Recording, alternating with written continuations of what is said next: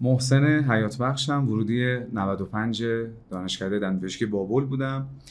401 فارغ التحصیل شدم، بلافاصله سربازی، بعدش الان در حال حاضر آزاد یافته سربازی و ترم، دارم کلینیک کار میکنم.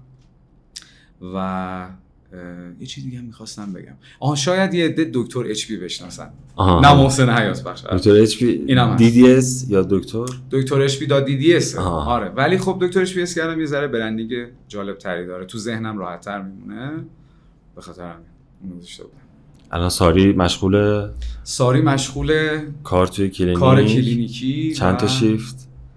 تقریبا میشه گفت عمده هفته، ولی چون خودمو میشناسم و شرایط خودمو میدونم، اینجوری هم که از یه حدی هم بیشتر نمیذارم، چون اینجوری هم که بدنمو میخوام برای سالیان بعد و یه ذره سرمایه‌گذاری بیشتری روش دارم. مثلا آدمی نیستم که پنجشنبه بعد از ظهر بخوام کار کنم یا جمعه کار کنم، اونا رو کار نمیکنم، ولی در طول هفته عملاً همه سر کارم. از چند تا چند؟ ببین 2 تا شیفت داریم، 2 شیفت صبحش مثلا از 8-9 صبح تا 2 بعد از ظهر، یه 2 تا 6 بعد از ظهر، 7 بعد از ظهر. یعنی یه روز لانگ که باشی از صبح عملاً هستی تا غروب کامل. آره. بعد کلینیک با بیمه قرارداد داری یا نه؟ بیمه هم هستم. بله. نیرو مسلحم، یعنی یه جایی هم که دیگه بیمه تو اوج خودشه اصلا اونجوری. آره اوکی. و فکر میکنی پلن در مطب زدن چیه؟ پلن خاصی فعلا ندارم حقیقتا. یعنی تو ذهن تو دورنمات نیست؟ تو دورنمام که مگه میشه کسی تو دورنمام نباشه؟ دورنمام 100% هست، ولی به نظرم مطب زدن جدا از بحث مالی یه سری پیش زمینه‌های دیگه میخواد که تو بتونی خودتو تو اون لول قرار بدی. چی مثلا؟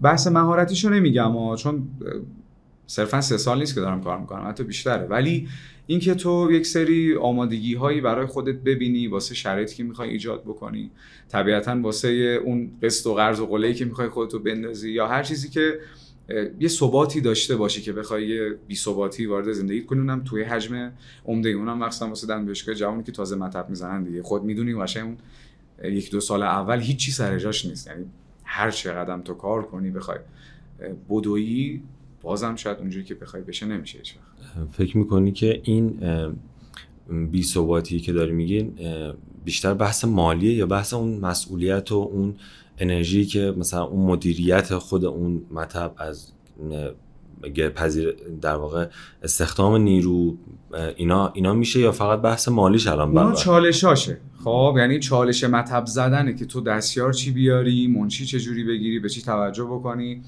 الان تو شرایطی قرار گرفتیم که جدا از این که تو بخوای خودتو مهیای مطب زدن بکنی، تو باید شرایط جامعه رو هم ببینی دیگه. یعنی الان فکر کنم چند وقت پیشم داشتم همین قضیه رو میگفتم که بیمار میخواد بیاد هزینه بکنه تو شرایط سختی. یعنی حالا منی که الان تو کلینیکم خیلی بیشتر این قضیه رو لمس میکنم، چون معمولا مطب از یه جایی به بعد یک سری ورودیایی داره و یک سری مراجعه کنندهایی داره که تا حدودی خرج میکنن دیگه. یعنی تکلیف معلومه داره چه برآوردی با خودش میاره، ولی این داستان شرایط بد اقتصادی و این فشارهایی که روی مردم هست و شاید جایی حتی دغدغه‌شون هم از رو دندون میبره اون طرف. اصلا بحث درست کردن که حتی بحث نگهداریش هم طرف فراموش میکنه. یه مقدار اینجوریه که خب میگم تو باید یک آمادگی داشته باشی برای پذیرفتن هر نوع فشاری که خودت آماده بکنی. اگر مطب تو زدی تو اون شرایط بی‌ثباتی بتونی دووم بیاری، همچنان سر جای درستت وایسی، اتفاقای عجیب غریب ایجاد نکنی.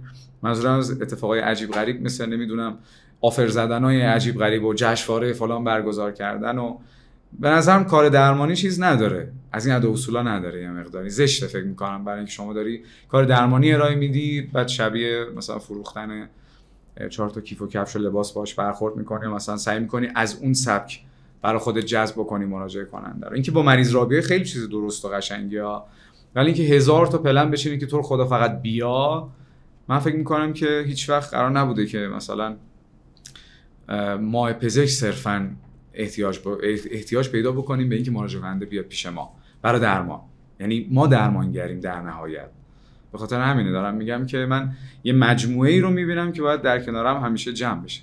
اینکه صرفاً اوکی مالیش اوکی شد، وامو گرفتم، برو مطبو بزن، مریض کم کم میاد درست میشه. من تو زندگیم قدمو اینجوری بر نمیدارم تو هیچ موردی. حالا این مطبم که خب یه بحث مهمیه. و البته اینکه من هنوزم چون با خودم صد نیستم سر موندن نموندنم، به خاطر همین میدونم که مطلب آدمو پاگیر میکنه. توی چیزی رو احداثش میکنی، برای زمان میذاری، مثل بچت دیگه شروع میکنی بزرگ کردنش، نمیتونی ولش کنی بره. هم زمانی که تازه داری اسم میاری برای خودت، اتفاقات این سبکی میفته. یعنی به مهاجرت هم فکر میکنی؟ پلن ای هم یه جورایی، یعنی اینکه تمام سعی و تلاش هم اینه که اگر شرایط تغییر نکنه یا یک سری چیزایی که تو ذهنم اتفاق نیفته یا حالا برنامه زندگیم تغییر نکنه، برم به سمت شاید حتی مهاجرت موقت که فعلا پلن ای هم میشه، تو مهاجرت دائم. یعنی چی؟ یه ذره بگو بیشتر. تو ذهنم اینه که برم، حالا مثال اگه میخوای بزنم، تو کشورهای حوزه خلیج فارس مثلا، چون خودت هم میدونی اینا مثلا ویزای دائم نمیدن یا اقامت نمیدن، اینجوریه که بر اساس جاب آفری که بهت میدن هی اونو تمدیدش میکنن 2 سال 4 سال بر حسب اون چیزی که مد نظرمه باشم و اونجا تصمیم بگیرم که میخوام یا دیگه برگردم یا اصلا کلا برنگردم. اینجوری برای خودم فعلا مد نظرمه، ولی خب اینجاست که حالا هر اتفاقی میتونه بیفته، پلن تغییر کنه. واسه میخوام اینم تحقیق کردی راجع به شرایط حوزه خلیج فارس، یه ذره برام بگو چون من اطلاعاتی ندارم راجعش. ببین حقیقتا بحث حوزه خلیج فارس یه مقداری از مثلا کشور اروپایی کاملا جداه. یه ذره که گفتم واقعا کاملا جداه و اینجاست که تو بر اساس اون کلینیکی که میخوای بری کار بکنی و حتی از اون آژانس مهاجرتی که استفاده میکنی میتونی فرصت‌های بهتری گیر بیاری. بعد اونجا که میری کار میکنی اینطوریه که همه فکر میکنن که حالا یه حالت مدینه فاضله‌ای داره که هر کی بره این اتفاق مثبت براش میفته. نه، یعنی اینجوریه که اون حجمی که اینجا طرف داره کار میکنه یا مثلا داره کلینیک کار میکنه رو به جای اینجا داره میبره یه جای دیگه، ولی خب اون برآورد مالیش یه چیز خیلی متفاوتیه. یعنی مثلا من همین عمانی که براتون مثال زدم فکر میکنم هر یک ریال عمان $2.7 فکر کنم به پول ما 260 تومن هر یه ریال عمان، بهش میگن سوئیس خاورمیانه. و اینجوریه که خب تو میتونی اون فاصله که میخوای اینجا کار بکنی توی بحث حالا عمومی بودنت، نه صرفا متخصص، همون فاصله رو اونجا کار بکنی. خب بحث معیشتت هم نرماله، یه خونه خیلی خوب در اختیار قرار میگیره، ماشین خوب میتونه زیر پات باشه. حالا بحث دوری از خانواده که بحث جداست. من کلا خب خودم درس خوندنم از خانواده دور بوده دیگه، یعنی یه سری تعلقات به اون زمان برام راحت تر شده تحملش. و اینجوریه که خب تو میام اون 2 ساله، اون 4 ساله یا اون 6 ساله رو یه جای دیگه تجربه میکنی که خب به لحاظ بحث درآمدی امکان داره خیلی متفاوت باشه. و خب از این جهت هم میشه بهش نگاه کرد که یه مرحله انتقالیه، برای اینکه هم تو بچشی بیرون از ایران کار کردن یعنی چی، آدم مهاجرت هستی یا نه، و اینکه یه مرحله‌ای که راه برگشت رو داری، میتونی برگردی اگه دیدی اذیتی با اون چیزی که جمع کردی و طبیعتا تو ایران هم میتونی اتفاق خوبی برای خود رقم بزنی، حالا بر حسب هدفی که طرف داره، میخواد کلینیک بزنه یا هر چیز دیگه ای، یا اونو باز خرج این و پشتوانه خودت بکنی برای اینکه بری سمت حالا کانادا دوست داری، آمریکا دوست داری، اروپا میخوای بری، هر جا که مد نظرته. اینجوریه به نظرم واقعاش. و تو که الان میگی پلن ای هم مهاجرته، برای چی انقدر حساسی روی وضعیت فضای مجازی دندون پزشکی؟ نمیدونم باید چجوری این قضیه رو جواب بدم.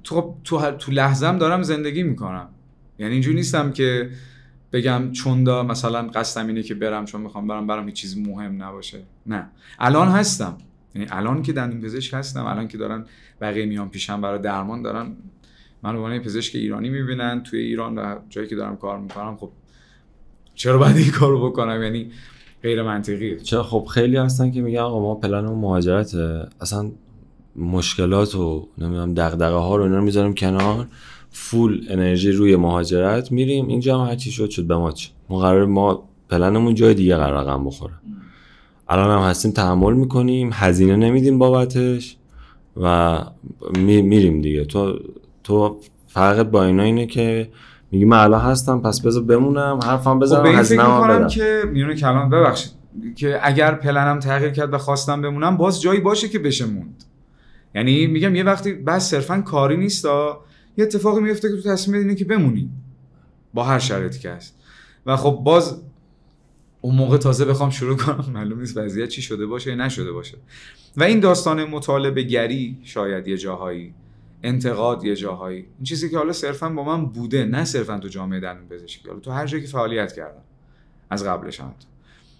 و اون زمان قبل از همه اتفاقات که بخواد شروع بشه بخوایم در صحبت بکنیم، سعی کردم این کارو انجام بدم. یعنی جدا از اینکه اون فشار رو خودم میدیدم به عنوان دندونپزشک جوان یا اون دانشجوی دندونپزشکی که تازه داره وارد قضایی میشه که چقدر فرق داره همه چی با اون چیزی که گفتن، اینجوری بودم که خب بقیه هم بدونن که دارن وارد فضای دیگه ای میشن و بهشون اطلاع رسانی کنم. هیچ وقتم خودم تو قاعده مطالبه گری ندیدم، یعنی خودمو کسی ندیدم که بهم بدهکارن، ولی اون لحظه داشتم به این فکر میکردم استارت همه این اتفاقات که وقتی تو جایی هستی که هیچ حرفی نمیزنه حرفتو بزن. حالا یا گوشی پیدا میشه براش حتی کم یا پیدا نمیشه، ولی تو حرفتو بزن. حالا اگه بقیه حرف نمیزنن، بقیه تو خودشون حرف میزنن، براشون مهم نیست، هم مدل میخوام باش کنار بیان، تو مثل بقیه نباش، تو به حرفتو بزن. من فکر کنم اولین قدم هاشم با اون ایجاد اون کانال پادکست دنتو فکت، درسته؟ با اون یعنی شروع شد. یعنی اولش میخوای بدونی؟ خب اینم ایده پادکست از کجا شکل گرفت؟ ایده پادکست که من قبل از این که اصلا وارد قضیه پادکست بشم تو تایم دانشگاه مجریگری کرده بودم، مثلا خودم یه جای گویندگی میکردم، دوست داشتم این کار و بازخورد مثبت ازش گرفته بودم. نه اینکه حالا صرفا بگم خودم فکر میکنم تو این کار خوبم، بازخورد مثبت گرفته بودم، از رو علاقه انجامش میدادم، نه یک کم بیشتر. حتی من زمان دانشجویی مثلا بهم پیشنهاد شد که مثلا رادیو مازندران بیا فلان کار بکن، داستانا اینجوری بودن که فقط تفریحه و اینم برمیگرده به اون قضیه شخصیت کمال طلبی که دوست داره تا جایی که حالش خوبه بره جلو و شاید جایی که حس میکنه اگر 2 قدم بره جلوتر امکان داره که اونجوری که خودش دوست داره دیده بشه دیده نشه، وایسه همونجا یا اصلا دیگه متوقف کنه یا برگرد. استارت اولش زمان خورد که من فارغ التحصیل شدم و وارد بحث طرح و سربازی، یعنی اولش خب سربازی. خب اینجوری بودم که باید یه کاری بکنم، مثل همه بچه‌هایی که الان دارن این کار میکنن، باید پیج کاری داشته باشم، باید یه جایی شروع بکنم، الان بهترین موقعشه تا بتونم اینو یه حرکتی بزنم. بعد داستان اینجا بود که وقتی استارتشو زدم دیدم من هیچی ندارم برای نه کار کردن ها. من داشتم به خاطر اون شخصیت کمال طلب که حتی من ترجیح میدم به جای کمال طلب مثلا اسمشو بذاریم عقب ماندگی ذهنی نسبت به درک محدودیت‌ها. فکر کنم این میگم کمال طلب خوشم میاد، نمیخوام اینو بگم. این قضیه باعث میشه که نگاه بکنم خودم مقایسه بکنم با محتوای خیلی لوکس و درست حسابی که داره درست میشه، حتی نه صرفا ایرانی، خارجیش، و همش اینجوری کنم که تو چی داری برای ارائه اینا. و مدلم هم کلا تو تولید محتوا اینه که یا محتوای منه یا اگه بار بقیه است من نمیخوام، از خودم باید باشه. بعد اینجوری بودم که چیکار کنم چیکار نکنم، مثل همه بچه‌ها سردرگم بودم. اول شروع کردم به بلاگری، یه دوره خیلی کوتاه، این در حد 1 ماه شاید 2 ماه، و ویدیو میذاشتم بازخورد میگرفت. یعنی من مثلا با 1000 تا فالوور اینجوری بودم که مثلا 12 کی ویو میخورد، 13 کی ویو. چه سبکی یه ذره توضیح بده. چه سبکی که ربط به دندونپزشکی داشت، فان بود و نه اینکه صرفا خودم بازی کنم، چند تا کلیپ درست کردم که حتی شاید بعضی‌هاش هم به دندونپزشکی ربطی نداشت. و استوریام دیگه خب غالبا همون داستانه که مثلا شما دیدی یه ویدیو دیگه رو میذارن، یه مفهومی از دندونپزشکی روش میذارن که میشینه به اون ویدیو و اینجوری. ولی یه ذره که رفت جلوتر اینجوری بودم که محسن داری چی کار میکنی؟ مثلا تو تهش اینو میخواستی، از اولش این کارو میخواستی بکنی؟ دیدم نه، من واقعا اینو نمیخواستم و هیچ وقتم تو ذهنم نبوده که به هر قیمتی بخوام دیده بشم. واقعا نبوده.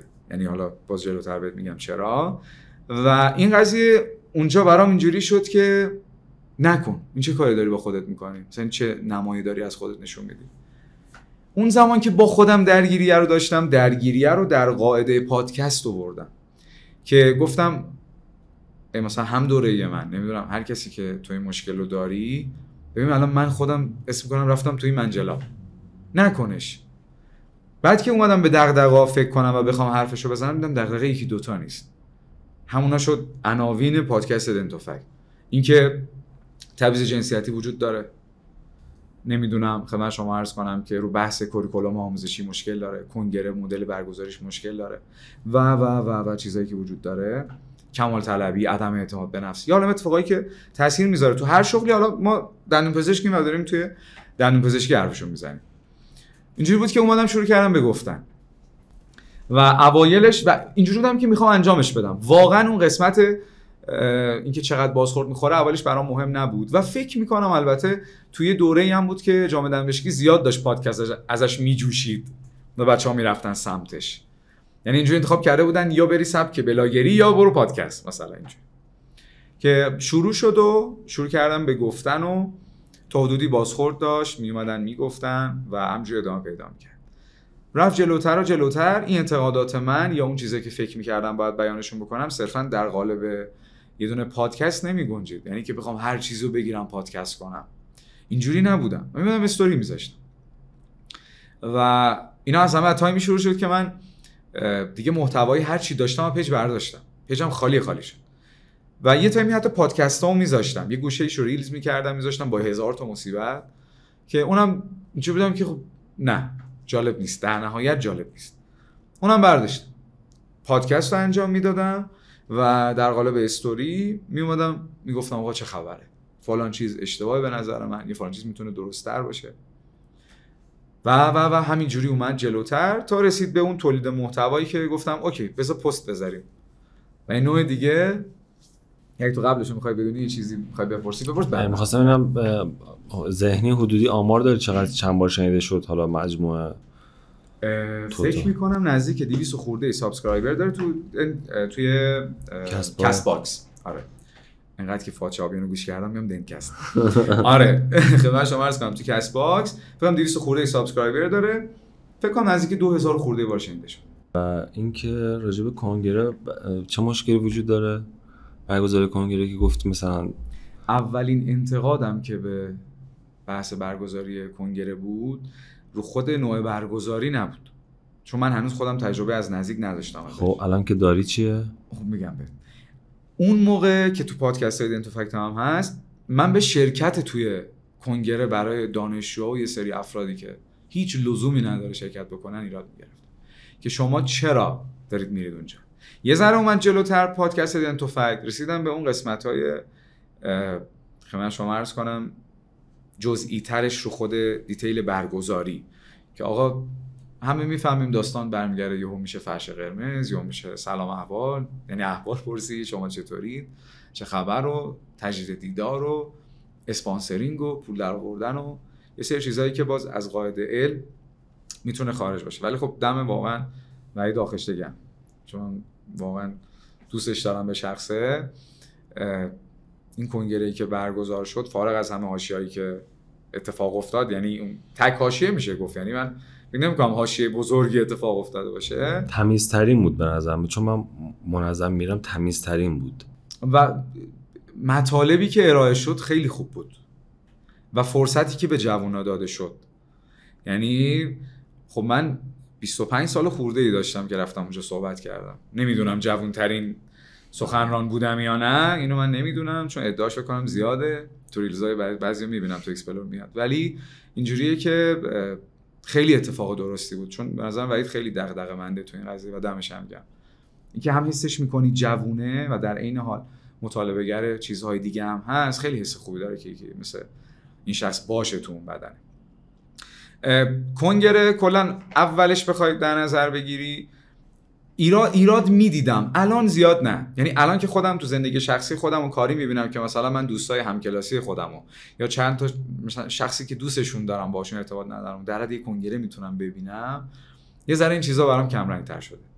ولی مثلا قبلش اینجوری بودم وقتی دانشجو بودی و هنوز تو اون فضای وارد نشدی یا اولش هنوز خبر نداری، اینجوری که خب اوکی یه کنگره داره گرفته میشه و 4 نفر میان کنار همدیگه رو میبینن و یه دوره‌ای هم واقعا شده بود فقط برای یه سری افراد که بیان شو کنن، یعنی شومن داشت بیشتر تا کسی که بخواد پرزنت بکنه 4 تا چیزو.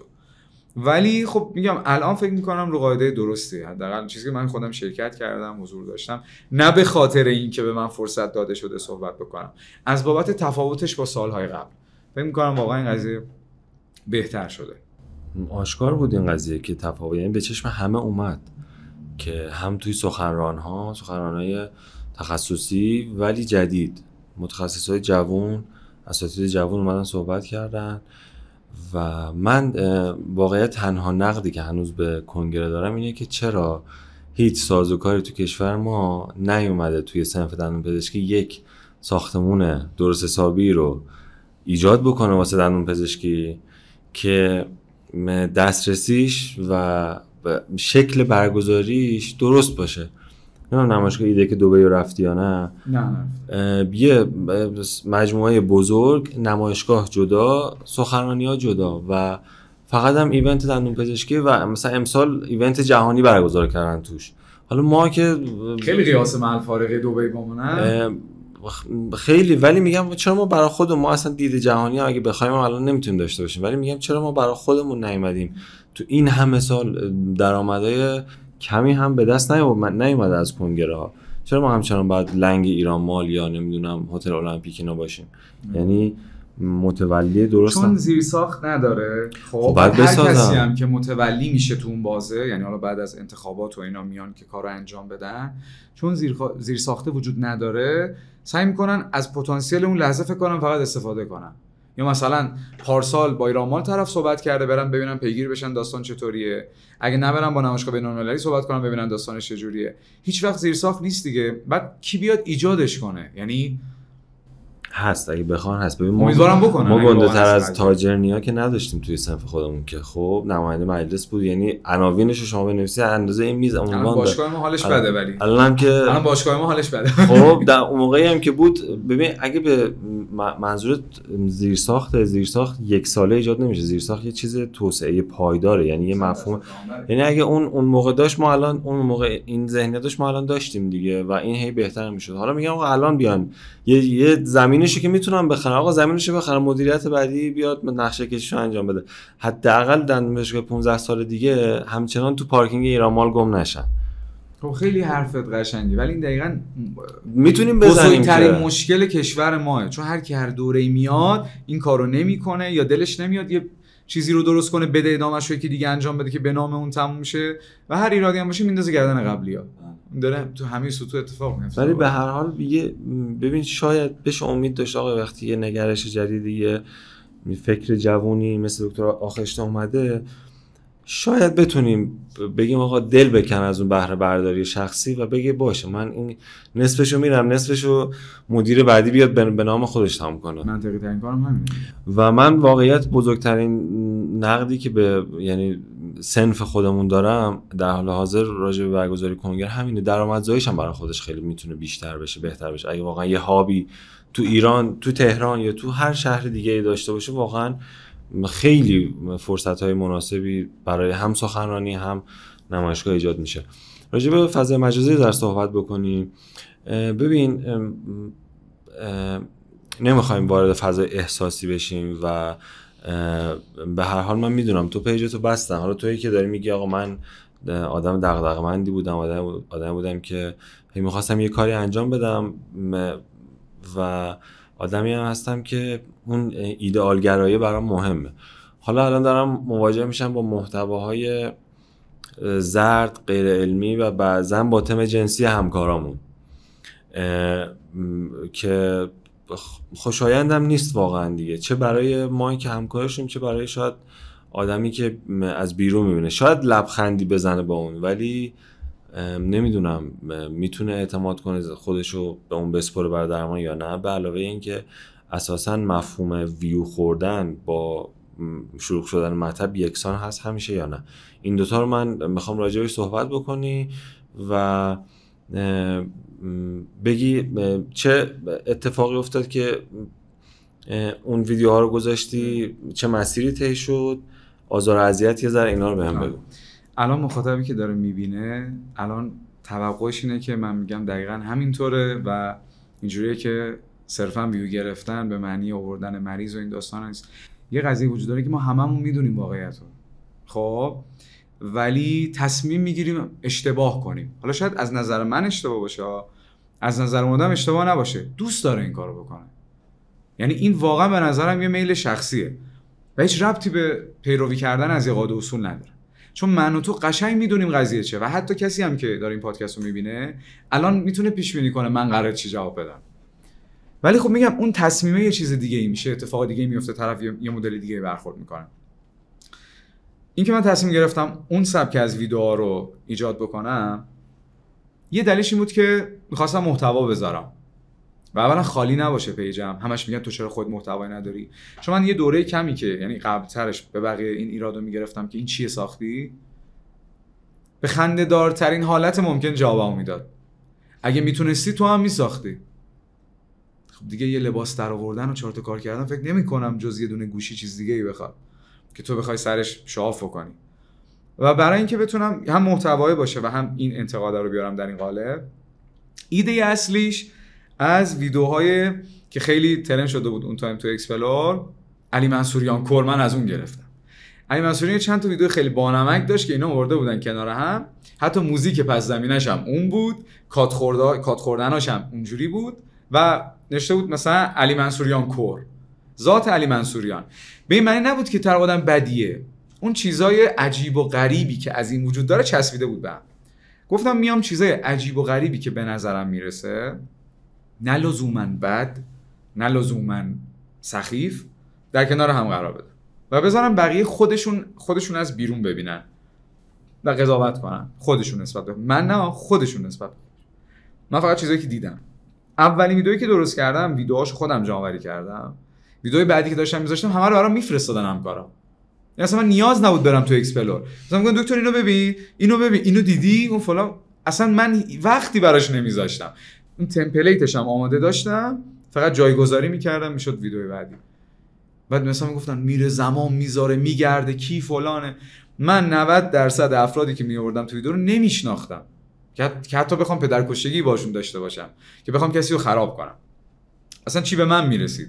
یعنی مثلا من منتقد خوبی هم باشم، اگه مریض برام میاد چقدر خوب انتقاد میکنه، بریم دندونو بریم دستش، نه. و اومدم به هم چسبوندم یه سری چیزا رو که نسبت بهش این نقده وجود داشت و شب قبلش هم با یکی از دوستان مشورتشو گرفتم. گفتم اینو میخوام فردا بذارم چون که نذار. گفتم من میدونم اگه اینو بذارم دیده میشه و این قضیه. و گفت منم میدونم، واسه خود دشمن نخر. گفتم که یه سوال میپرسم قانعم کن. اگر من این کارو نکنم کسی دیگه این کارو میکنه؟ گفت نه. گفتم پس من میکنم. فرداش گذاشتم، چند روز اول یه عالمه شیر شد و یه عالمه کامنت و توجه دیدن و فقط میگم همه در کنار هم و میگم چیزهای عجیب و غریب. حتی مثلا بینش چیزایی بودن که نرمال به نظر میرسیدن، اونجوری نبود که بخوای بگی خیلی عجیب و غریبن، ولی دیده شد همه در کنار هم دیگه. و یه عالمه موضوع مختلف. یکی شروع کرد به توهین، یکی شروع کرد به تهدید، اون یکی استوری گذاشت، عکس منو گذاشت که این پیج فلان که خودش نمیتونه با 3000 تا فالوور داره به من 30000 تا فالوور حسودی میکنه. و همه این اتفاقاتی که داشت میافتاد من همش اینجوری نشستم دور نگاه میکردم، اینجوری بودم که خب بکنید هر کار دوست دارید بکنید. چون جامعه واقعی اون کور اسمشو گذاشته بودم که ذات جامعه دندانپزشکی دیگه. دقیقاً ذات جامعه دندانپزشکی تو ویدیو اگه نبود تو کامنت ها و تو رفتار بود. یعنی 1000 تا از اون ویدیوها که همیشه بین خودشون شیر میکردن و شروع میکردن به صحبت کردن و تو گروه چند نفره یهو اومد بالا. منم قصد نداشتم نه بی احترامی کنم نه اینجوری باشه که بخوام یه مدلی رفتار بکنم که بس خودم دشمن بخرم. حتی کپشن براش نمیذاشتم، یعنی اینجوری بودم که خودتون بیاید ببینید هر چی خودتون میخواید بگید. حتی اگه میومدن فحاشی میکردن، حتی اگه میومدن موضع مخالف میگرفتن، میومدم کامنت رو پین میکردم، استوری میکردم که بیاید ببینید، بیاید نظر مخالف رو هم ببینید و در کمال احترام. و یه عده خودشون وقتی میدیدن که ویدیوی ما چرا با اون ویدیوی فلانه، یعنی همه نظرشون بود ویدیوی من درسته باقی اشتباه، تو چرا منو گذاشتی لای اون؟ خب اینجا یه جای کار میلنگه دیگه. اگه همتون فکر میکنید فقط ویدیوی شما درسته، فکر کنم یه جای کار داره میلنگه. فارغ از این که من به اون جدا از خود نوع محتوا سازی و اینکه آقا طرف چه سناریویی نوشته، به ماهیتش هم داشتم فکر میکردم، به 4 تا چیزام داشتم فکر میکردم که آقا تو اگر به عنوان دندانپزشک داری محتوا رو میذاری، من همکار در تو دارم چی فکر میکنم که به کنار مردم در تو چی فکر میکنن. من تو کنگرم همین مثال زدم، گفتم تو شرایطی که من دندونپزشک رو به بیزنسمن میشناسن، به آدم پولکی میشناسن، پول دوست میشناسن، شما دانشگاه وضعیتون خوبه برای پول کار میکنید و فلان، اینکه من دستگاه پست کارت بکشم، گوش کنم، لذت ببرم از صدای پولینو شیر کنم، مریضام ببینن، نمیدونم میخوام به چی برسم. اوکی تو شاید واقعا اینو دوست داری، کی پول بعدش میاد؟ که از اس ام اس واریز بدش میاد، همه دوست داریم، ولی چرا باید اینا رو نشونه بقیه بدیم؟ چه لزومی داره؟ اینا مثلا بلاگریه چیه؟ و امثال این دست محتوا، یعنی من به هر کدوم میتونم یه نوع ایراد بگیرم. شاید یکی از داستاندارتریناش همون تایم ویدیویی که از خانم دکترا بود که نشسته بود گفته بود که میخوای بری دیت برو فلان کارو بکن، یا رو دندونش میتونی تشخیص بدی چه شخصیتی داره. خب تو معلومه برای چی داری این کارو میکنی. حتی من با خودش هم که صحبت کردم ادعا میکرد که من شخصی دارم که تولید محتوا میکنه، بهش هزینه دارم میدم و برام سناریو مینویسه و 4 تا کار دیگه. خب حقیقتا دیدیم که نیاز به این کارا نداره، یعنی اصلا شما هر کار دیگه‌ای هم بکنی میتونی دیده بشی، فقط نیازه که حاشیه داشته باشی، نیاز داره که یه چیزی بگی که بخواد ازش اسمی در بیاد یا هر چیز دیگه در بیاد. حالا من این اتفاقی افتاد، میخوام تو هم خودت ورود کنی به این قضیه. فارغ از اینکه اون کسایی که تو ویدیو بودن با من سایت میگرفتن، دوستای اونا با من مشکل پیدا میکردن. یعنی من چند دسته مشکل داشتم و تهدید و فلان و بیسار و اینجوری بودم، مثلا مهم نیست واسم. یعنی شما میخوای مثلا بری شکایت کنی، میخوای بری از چی شکایت کنی؟ مثلا میخوای بگی حق کپی رایت رعایت نکرد، طرف تصویر ما رو آورده. خب شما که خودت اینو شیر کردی، حتی شما تو اینستاگرام این که طرف میتونه ریزتو دانلود کنه هم فعاله. خب تو چی آره قضیه اینجوری بود و این از تهدید فراتر نرفتیم که مثلا مثل رپرها بیان بالا سرت نمیدونم. نه بابا کاری نکرده بودم که به اینجا بخواد کشیده بشه. و اینکه جلوتر که رفت، ویدیو اول اونجوری شد، ویدیو دوم ادامه پیدا کرد. یعنی من ویدیو دوم فکر کنم با فاصله 3 روز از ویدیو دوم ویدیو اولم گذاشتم. دندانه و دنتویت واکنششون دادن به اون 2 تا ویدیو اولت. اینکه بگم شیر کردن واقعا یادم نیست. فکر نمی‌کنم مثلا دندانه گذاشته باشه. احمد رضا رو نمیدونم. یادم نمیاد واقعا. ولی خب جای دیگه شیر میشد، یعنی داشت این دیده میشد و ادامه پیدا میکرد و یعنی حس کردم دارم به صلح‌آمیزترین و مؤدبانه ترین و بدون حرف ترین حالت ممکن انتقادمو نشون میدم نسبت به مدل تولید محتوایی که داره اتفاق میفته. ولی خب دیده یه چیز دیگه ای بود. مثلا من اینقدر یه چیز برای تعریف کنم، سبب خیلی جالبه، اینقدر نمیشناختم آدما رو که مثلا سر ویدیو دوم من یه بنده خدایی که متخصصه اومد به فحاشی روی کامنت، متخصص کنگره میرا، اومد فحاشی کرد که آقا تو مثلا سرتو از فلان بکش بیرون و فلان. 2 هفته بعد من اونم فالو کردم اصلا. یعنی اصلا نمیدونستم این اونه. یعنی من اینقدر نمیدونستم کی به کیان در نهایت که آقا بخوام بگم اینو حرفو زد فلان، نه هیچی. من فقط موندم که دارم کارمو انجام میدم. و شاید اینم یعنی میگم اگه یه نفر حالا من اینجوری بودم میتونه مثلا بعداً بیاد بگه، کامنت بذاره بگه. اصلا من حتی اون زمان که این ویدیو رو میذاشتم، استوریش هم که میکردم، خب یه عالمه ریپلای میخورد، دایرکت فلان. یک بار باهاشون نیومدم تو موضعشون برم قرار بگیرم یه نفر رو مسخره کنم، چون هر کسی میومد میگفت مثلا فلان شخص اومده اینجوری کرده. یک بار نشد یا کامنتشون رو لایک میکردم یا مثلا مینوشتم مثلا ممنونی فلانی، هر چیزی که میگفتن یا درسته. یک بار نشد میام مثلا خال زنک بازی در بیارم میگم راست دیدی چی شد. اصلا این کارا نمیکردم هیچ وقت. یعنی هیچ، انقدر سعی کردم وسط وایسم اینجا که زیرم آب نره، که مثلا پس فردا بتونم سرمو بالا بگیرم میگم اگه می‌خواستم انتخاب بکنم درستش داشتم این کارو می‌کردم. که ویدیو دوم اومد همچنان بازدیده شد.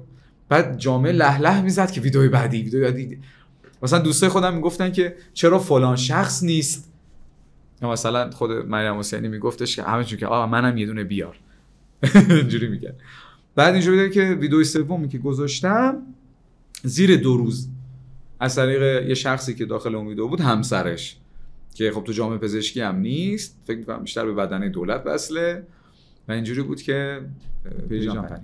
یعنی اینجوری شد که رفتم فتاوی که من نتونم کارا کنم. و زمانی هم که رفتم با بعد خدایی برخورد نکردم و اینجوری بودن که دکتر دردسر درست نکن و خود بردار.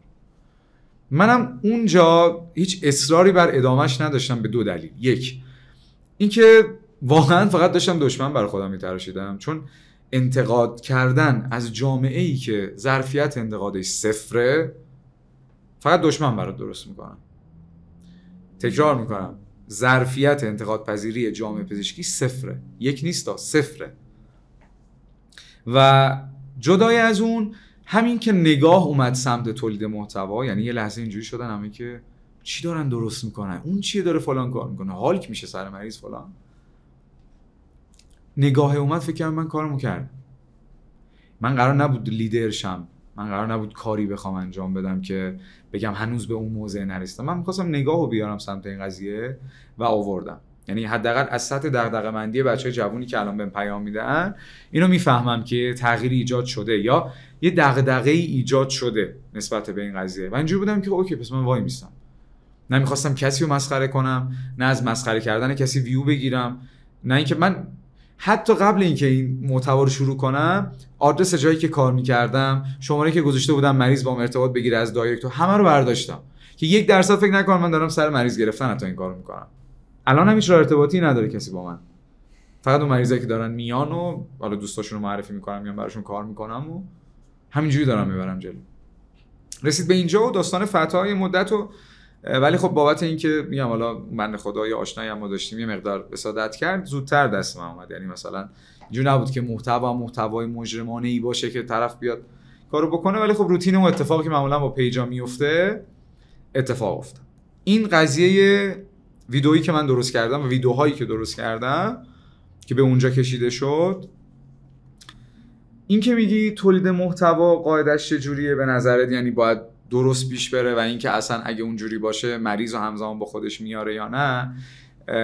قبلش من اینو بگم که من استوریش هم کردم، هنوز هایلایت گذاشتم. همون زمانی که بهم ایراد گرفتن میومدن من ایراد میگرفتن که هر کی هر جوری بخواد میتونه تولید محتوا کنه. تو واسه چی میای ایراد میگیری؟ منم هر جوری دلم میخواد دوست دارم انتقاد کنم. بچه میاد به من ایراد میگیرید. آزادی بیان تو همه انواعش معنی پیدا میکنه. هر جایی تو جلوشو بگیری یعنی داری به سود خودت متوقفش میکنی. شما تو تولید محتوا خودتو آزاد میبینی، ولی کسی بخواد بهت انتقاد بکنه آزاد نیست. این آزادیه؟ این مفهوم آزادی نیست. من اگه خودم هم میومدم انتقاد میکردم، کسی هم میتونست به انتقاد من باز انتقاد کنه که تو بگی تو چرا داری صرفا از این دید میبینی یا فلان. و من رو این استدلال اینجوری بودم که دارم این کارو انجام میدم، منم دارم حرفمو میزنم، بقیه هر کسی حالا بر اساس زاویه دیدی که داره یا درست میبینه یا اشتباه میبینه یا دوست داره انجامش بده دوست داره انجامش نده، نسبت بهش فکر بکنه. باید گفته بشه دیگه. اصلا من فکر نمی‌کنم منطق یه اتفاقی بخواد بیفته هیچ نظری نباشه، هیچ انتقادی نباشه و طرف اینجوری باشه که دارم کار درستی انجام میدم یا بهتر از این نمیتونم انجامش بدم. قطعا یکی بیاد به پادکست تو یک سری انتقاداتی وارد کنه که اینجاشو اونجوری بکن، تو نسبت بهش فکر می‌کنی. شاید همونم انجام ندیا، ولی میگی نکنه بهتر از اینم بتونم ارائهش بدم. به خاطر همینه من کاریو کردم که فکر می‌کردم در قالب همون آزادی بیانه و امثال اونجور آزادی‌ها میگنجه. و اینکه طرف بیاد بگه آقا نه این خودش این کارو میکنه ویو بگیره، نه خودش فلان میکنه. بارها اینو من گفتم اوکی ویو دارید به من میدید، من با ویوتون دارم چیکار میکنم؟ تبلیغ میکنم، کسی تعریف میکنم، بیمار میبرم، به چه دردم داره میخوره؟ و اگر شما اون میزان فالووری هم که داری برات مهمه، من همونم برام مهم نیست، همونم برام مهم نیست. و اصلا سر همینم هستش که من میگم مثلا نه بخوام یه نمونه کاری بذارم یه وقت دیگه چی بشه، مثلا میام بگم اوکی مثلا درمانی شام این بوده، ترمیمام این بوده، که چون باز میگم اون قاعده کمال طلبی در من وجود داره و فضای کلینیک هم الان اجازه نمیده برای تولید محتوایی که دوست دارم و خودم درست میبینمش چیزی معمولا نمیذارم. ولی خب دارم کار میکنم، دارم کار میکنم و این قضیه هست و داره ادامه پیدا میکنه. و یه ذره تو صحبت کن دیگه. من دارم شاید میزبان میشم. آره تو بگو.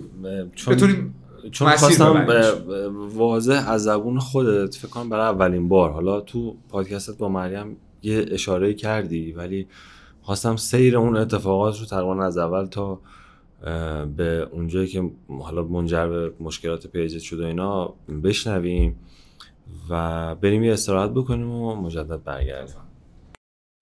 World was on fire, no one could save me but you.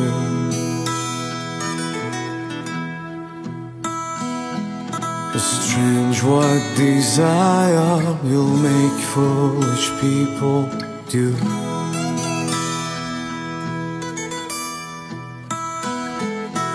I never dreamed that I'd meet somebody like you.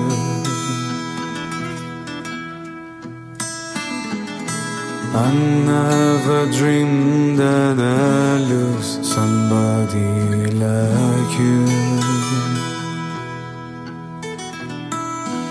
No,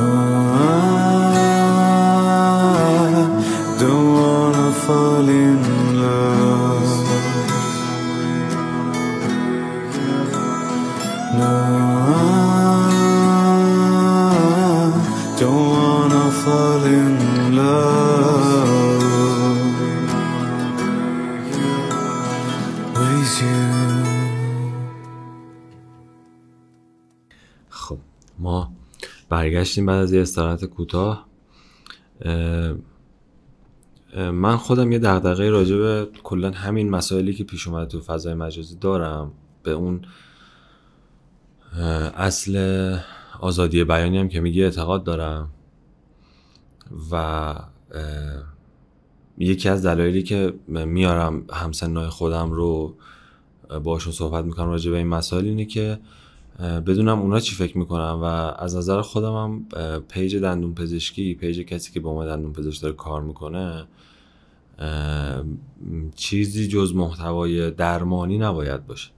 به علاوه این که شما باید تصمیم بگیری پیجت در واقع بیمار محوره یا صنف محوره. به اصطلاح پیج بیمار محور هم نباید محتوای غیر علمی یا زرد تولید بکنه. شما میتونید تو پیج بیمار محور بیای مثلا روند یک درمان رو توضیح بدی به زبان ساده شماتیک و نمونه کارها رو به صورت ساده شده بیمار متوجه این که شما چه تکنیک باندی رو داری میگیری یا مثلا ایمپلنت چه ایمپلنتی داری میزنی، فقط 0 تا 100 رو مثلا حدودی دستش بیاد که این درمانی که الان میخوام پیش این دکتر انجام بدم چه روندی داره، چه نتیجه قرار حاصل بشه. و غالبا هم آدمایی که میارم از این سبکه. چرا؟ به خاطر اینکه اون دندون پزشکای جوونی که مثلا به تو میگن آقا ما چیکار کنیم یا یه جوری هنوز انگار هویت خودشون رو پیدا نکردن توی این زمینه، الگو زیاده که بخوام ببینن تو اینستاگرام. میتونن همون جوری که خود گفتی کرواتی بشن، میتونن زرد و غیر علمی بشن، میتونن هم علمی و در واقع صنف محور بشن که توی صنف خودشون به عنوان یک دندون پزشک خوب شناخته بشن دیگه. مثلا میگم من اگه مثلا رشت، گیلان، رامسر، بندرعباس، اصفهان دندون پزشک خوب بشناسم، کسی از اصفهان به من پیام میده میگم آقا من میخوام بیام کرج کنم انجام بدم، میگم اصلا نیازی نیست بیا. یعنی من کار اضافه تری نسبت به مثلا دکتر ایکس، حالا اصفهان چون اختصاصی با دکتر طاهریان دوستم، میگم آقا من اضافه تر که هیچی حتی در لول دکتر طاهریان هم نمیتونم کار انجام بدم، بری اونجا نتیجه بهتری میگیری. و این به نظر من ارزش بالاتری داره تا اینکه بر اساس رقص یک دندون پزشک بیاد حالا انتخاب کنه یا بر اساس جذابیت ظاهری یک دندون پزشک. باز میگم اینکه هر کسی اصالت رو به چی میده اون خودش میدونه دیگه. من مدل ذهنی من اینجوریه و این از اینجا داره منشأ میگیره. و سوالی که دارم، خب حالا شما یک راه رو انتخاب کردی، رفتی و نتیجهش هم دیدی، هزینه‌اش هم دادی، به اصطلاح اعصاب خوردی داره، نمیدونم بسته شدن پیج یک کمترین چیزشه. بحث اون همه توهین و تهدید و کی دوست داره پیج اینستاگرامشو واس کنه فوش ناموسی ببینه، نمیدونم تهدید ببینه؟ هیچ کسی دوست نداره. و میخوام بهت بگم که خب دندانه اتفاقا جایی وارد کار شد که پیجت بسته شد. اینو من یادم، دندانه دقیقاً جایی وارد واکنش شد که پیجت بسته شد. و این رو هم باید بپذیریم که سیامک شایان چند تا وجه داره. یعنی من موضوعم نسبت به دندانه اختصاصی اینجوریه، چند تا وجه داره که یکی از وجوه این آدم اینه که ژورنالیست، خبرنگاره و پیج دندانه داره کار خبرنگاری انجام میده. پاپاراتزی میخوای اسمشو بذاری؟ ببین دنیای اون سبکی که ممکنه برای این که ببین توی زمین اینستاگرام داره بازی میکنه دیگه. زمین اینستاگرام به قول تو افسار دست اونه که تعیین میکنه شما چه جوری باید بازی کنی، قواعد بازی رو اون برات چیده، نمیتونی برخلافش بازی کنی. من اگه میخوام صحبت 1 ساعته داشته باشم باید بیام یوتیوب، باید برم تو کست باکس، نمیتونم جای دیگه ای تو اینستاگرام. تو بگی مفهوم فضای مجازی صرفا مفهوم یادگیری نیست. بله مفهوم چیز یادگیری. اینستاگرام جای صحبت عمیق و یادگیری نیست اساساً. نمیتونید شما، یعنی 100 تا ریل شما در طی روز میبینی، آخرش نمیتونی به جنبندی برسی، مگه اینکه اون تیکه هایی که از یوتیوب اثرگذاریش بیشتره رو آوردن، کاری که ما خودمون هم داریم انجام میدیم. و راجع به دندانه نباید ما انتظار دغدغه‌مندی و واکنش صنفی و اینا داشته باشیم. 3 تا موضوع باز کردی که من امیدوارم یادم نره بتونم دونه دونه بگم. اول در رابطه با داستان ماهیت فعالیت مجازی که میگی، الان راحت ترین نوعی که میخوان دسته‌بندیش کنن اینطوری که میگن اوکی، یا من دارم برای همکارای خودم فعالیت میکنم مثل خودم، یا برای مردم دارم فعالیت میکنم. اگر برای همکارام که خب میشه تخصصی و قضیه چیه به قول خودت تکنیک باند اینجا چجوریه، یا برای مردم دارم فعالیت میکنم که باز اون مدل برای مردم فعالیت کردن نیست که من اونو وارد زندگی شخصی میکنم. یعنی من بیام، حالا اینم دیگه خیلی تکراری شده، هی بیام میگم آقا جیمگیری ضرر نداره، لامینیت بهتره یا کامپوزیت. این به خاطر اینکه کسی نمیره تو عمق سناریو نویسی و تولید محتوای درست. یا میام مثل مریم حسینی اسم میارم و مثال میزنم، چون تایمی که من ویدیو درست میکردم خیلی ایراد میگرفتن چرا از رفیقت کسی چیزی نمیاری. یا میام مثل مریم حسینی سناریو مینویسم و میام حلقه بین مردم و جامعه تخصصی خودم، یعنی بین جامعه عمومی و جامعه تخصصی پیدا میکنم، دو تا رو پیوند میذارم. میام نقش املاکی رو میگیرم تو قالب دندونپزشکی، نقش بازی مافیا تو قالب دندونپزشکی، یا عالمه بازخورد. درسته؟ نه توهینی میشه نه هیچی، پیوند ایجاد میکنم. قضیه اینجاست که الان به لولی رسیده که طرف دیگه اسمش میشه گذاشت دنتو بلاگر دیگه. حالا طرف تو زندگی شخصی خودش و هر چیزی که یعنی نباید شاید فکر میکنم تو فضای مجازی از این درمانگر باشه، وارد فضای مجازی میکنه، ازش ریلز درست میکنه. داریم آدمای مختلف که ما اسمشون هم تو ذهنم نمیمونه. شما پیج باز میکنی بیشتر شبیه مثلا مشاوره روابطه تا جامعه دندونپزشکی یا اصلا دندونپزشکی. یعنی تنها چیزیش که به دندونپزشکا میخوره این که اسکراب تنشه، یه دونه دستکش دستشه، هیچ چیزی هم تو دندونپزشکی نداره. فقط کارت کو اصلا کار رو میخوام ببینم چیه اصلا، نه این چیه، این چه نوع تولید محتواییه. و به قول شما اوکی من اومدم گذاشتم اصلا محتوای جنسی تولید کردم، اومدم محتوای موزیکال گذاشتم و من تو کنگرم که داشتم میگفتم به این کار میگن هوک. من میخوام با اون مدلی که به نظر میرسم یه جوری جذب کنم مریضو به هر نحوی که شده، از هر نوعی از جذابیت که فکر میکنم دارم بکشونم اینو هر جور. خب طرف اومد یه جلسه اومد کار تو رو میبینه، نمیاد دیگه بیشه. درسته؟ پس اونم در نهایت فایده ای نداره. حالا این یه پرانتزی باز میکنم، یه دیگه هیچ مریضی ندارم میشه خودشون میگن یارو یه بارم اومد اشکال نداره. آدم میخواد یه کاریو بکنه یه دلیلی براش پیدا میکنه و این قضیه اینجوریه. و من تو همین چند تا پستی هم که حالا چند وقت پیشم تازگی‌ها گذاشته بودم، یکیش تمام بحثم که این بود که ما محتوا ذات نداره که شما بگی یه وقتی من دارم محتوا تولید میکنم باید حتما اینجوری باشه. من خالق اون محتوا دارم تصمیم میگیرم چی بذارم و چه جوری دیده بشه و چه برداشتی ازش بشه. به خاطر همین که میگم محتوا ذات نداره، اون کسی که داره درست میکنه تصمیم میگیره. تو داری تصمیم میگیری، پس تو داری میفهمی این داستان محتوایی که درست میکنی چه معنی دیگه هم میتونه ازش برداشت بشه. پس تو میدونی چه جور دیگه هم میتونه برداشت بشه، تصمیم گرفتی این کارو انجام بدی. خب اوکی، تا هر مسیری که میخوای برو جلو. میخوای بقیه بفهمن دوست دخترت کات کردی، دو تا ریز درست کن به عنوان دندونپزشک، آقا فلان دختر اعتماد نکن. خب اوکی، من نمیفهم چرا این کارو داری میکنی و چرا وردیش تو دندونپزشکی. اگر اینقدر جذابی و اینقدر دوست داری این مدلی محتوا کسی رو جذب خودت بکنی، خب یه پیج دیگه بزن، هر جوری دوست داری اونجا بذار و ماشاءالله این پیجا میگیره دیگه. مگه کم تو اینستاگرام برای ما میاد، تو اکسپلور میاد که همه دارن اینجور حرفا رو میزنن، حالا چه زرد چه قرمز چه سبز و جذب میکنن مخاطب. همون جوری جذب کن. چرا داری از اون لباسه استفاده میکنی؟ چرا داری مثلا درمانگرا رو یه جوری دیگه داری جلوه میدی؟ بابا من خودم هم که اومدم دندونپزشکی بخونم یعنی دیدگاهی که داشتم به این فضا اون دیدگاه مقدسانه بود و اون لباسه و اون جایگاهه و اون کاری که انجام میشه. هنوزم این اعتقاده رو دارم تا حدودی که وقتی اون لباس میاد تن من نمیتونم هر مدلی برخورد کنم، هر حرفی رو بزنم. من شاید تو جمع دوستای خودم که نشستم دارم حرف میزنم مثلا از هر 10 تا کلمه 6 تاش فحش باشه، ولی به این معنی نیست وقتی من پیش مثلا مریض خودم بگم خب اوکی بس من دندونپزشک کولی ام باید فحش بدم، باید عادی برخورد بکنم. اوکی ما دندونپزشکا آدمیم، این چیزی که مثلا من خودم باش قانع کنم نه ما دندونپزشکا هم آدم میتونیم هر مدلی تولید محتوا کنیم. شما دندونپزشکی، شما آدمی داری هر مدلی زندگی میکنی، ولی لازم نیست همش بیاری جلو دوربین. چه اصراریه؟ یعنی اینو من نمیفهمم. ولی فکر میکنم هممون داریم همه مدل زندگی میکنیم، قسمت درمانمون جداه، زندگی شخصیمون جداه، علایقمون جداه. این در قالب تولید محتوایی که داری میگی.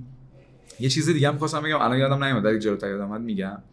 قسمت دومش که بحث جوان‌ها رو کردی، به نظرم یه قضیه‌ای که وجود داره اینه که الان تولید محتوا کردن و جذب مریض و 4 تا حالا چیز دیگه هم که هست همه با هم گره خورده که طرف داره فکر میکنه من اگه پیج دارم جدای از اون که دارم یه چیزی رو ارائه میدم و بقیه دارن میبینن باید دنبال این باشم که هر جوری شده مریضم باهاش جذب بکنم. شاید حتی از هر نوع دیگه این برام من میتونه بهتر عایده داشته باشه از اینکه مثلا دهان به دهان این قضیه بگرده مریض خودم بره برای کسی دیگه مثلا مریض دیگه برام بیاره یا مثلا سایتی داشته باشم 4 تا کار بکنم و این فوکوس بیش از اندازه اومده این سمت. در صورتی که الان اگه نظرسنجی بذاری که خودتون دوست دارید چه جوری مریض جذب کنید همه میزنن دهان به دهان و این بره به اون بگه همه همین حرفو میزنن ولی باز میان همه جوری تولید محتوا میکنن و به نظرم این که اینقدر این فضای مجازی از نظر بقیه مهم شده که مهم هم هست ولی نه این حدی که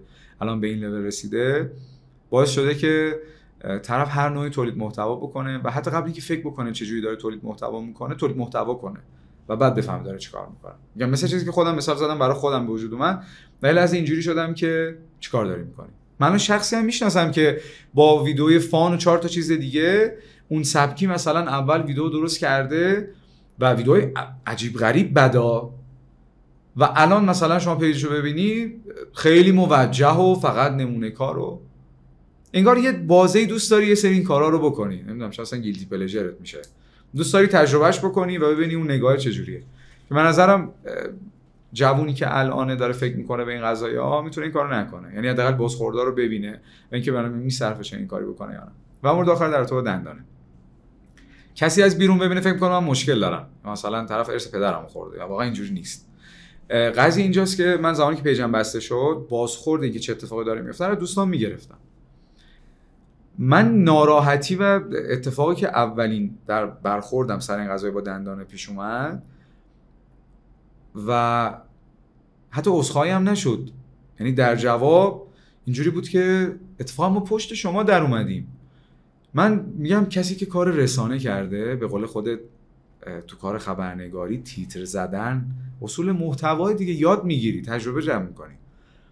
اینکه تو بیای اون نوع انتقاد رو بنویسی شوخی دندانپزشک جوان با چهره‌های اینستاگرامی یعنی تو هم نقد و کوبیدی هم اونا رو بردی بالا اینا رو من میتونم مثلا سهوی در نظر بگیرم سهوی نیست. خب اوکی پس تکلیف من با دندانه اونجا معلوم میشه. حالا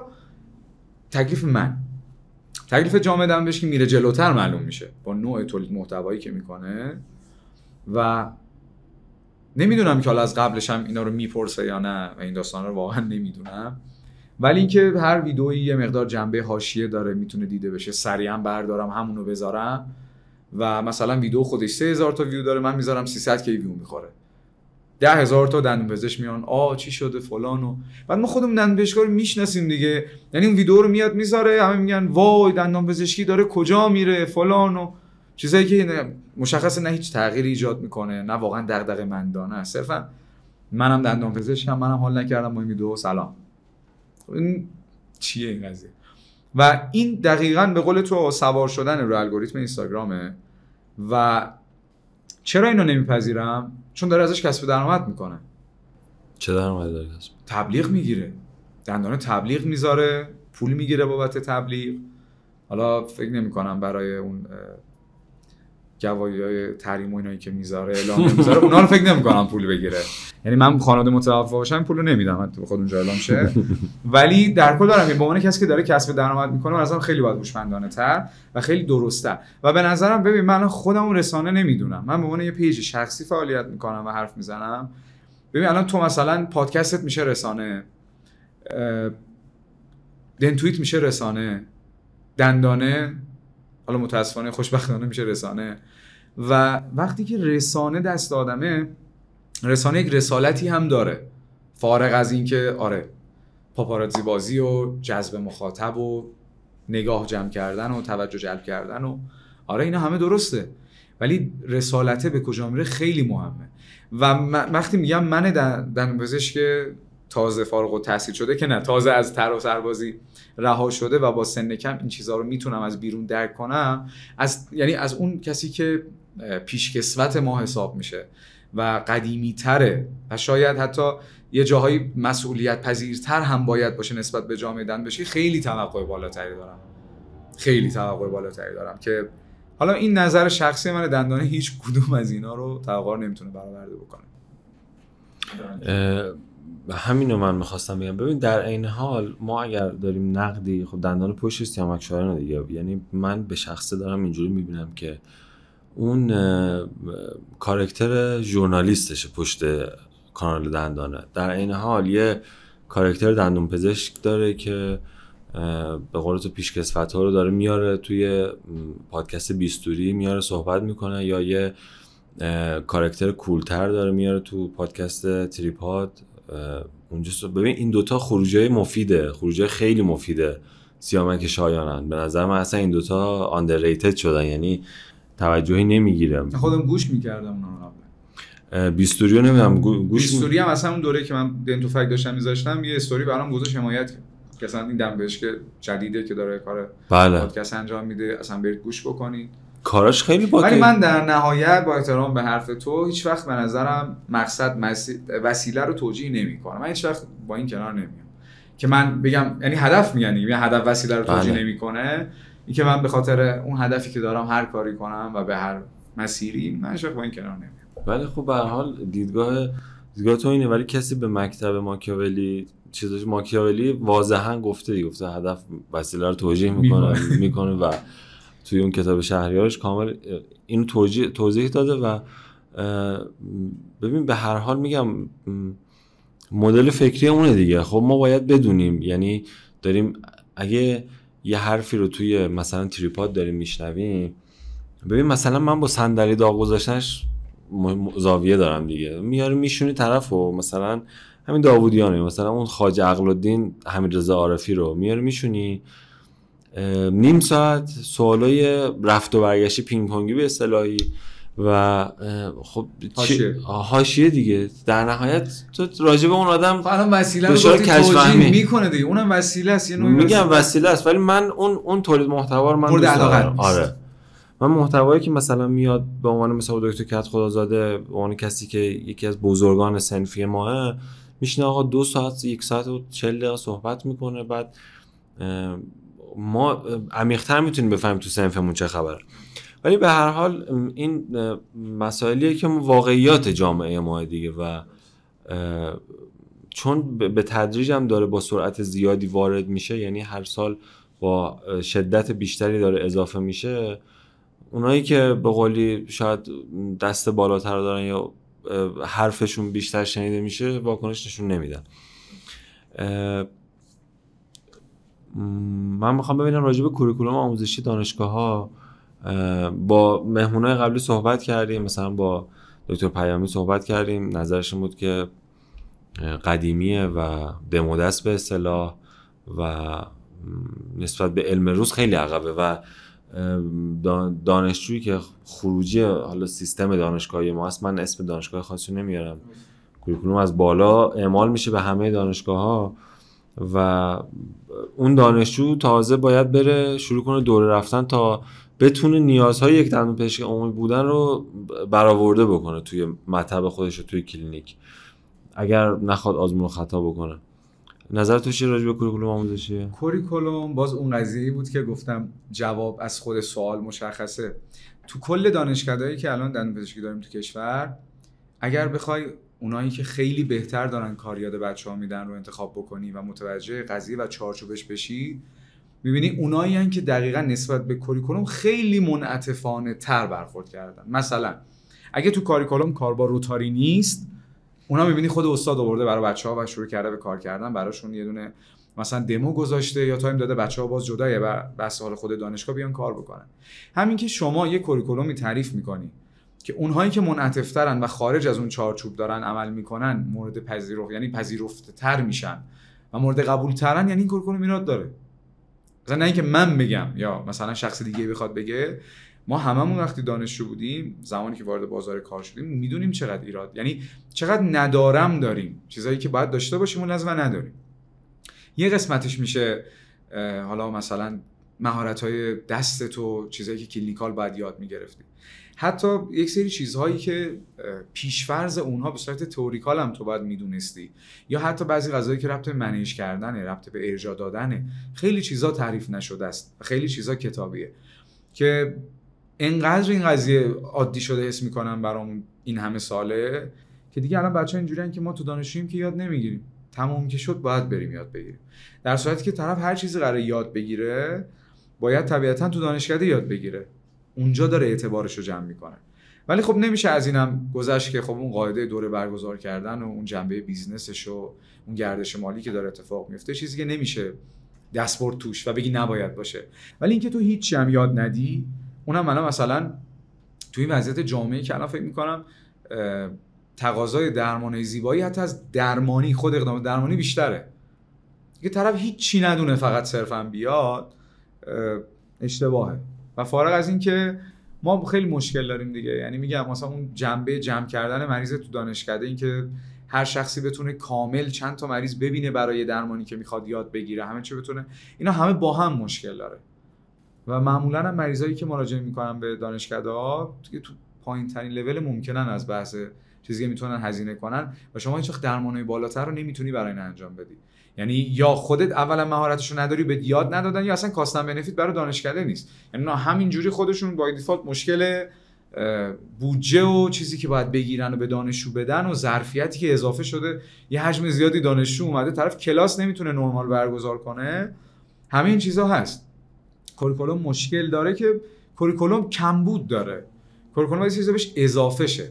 یعنی فکر نمی‌کنم یه چیزی غلطه که باید 100 تغییر کنه، نه، یک سری چیزا کمبودی که باید بهش اضافه بشه.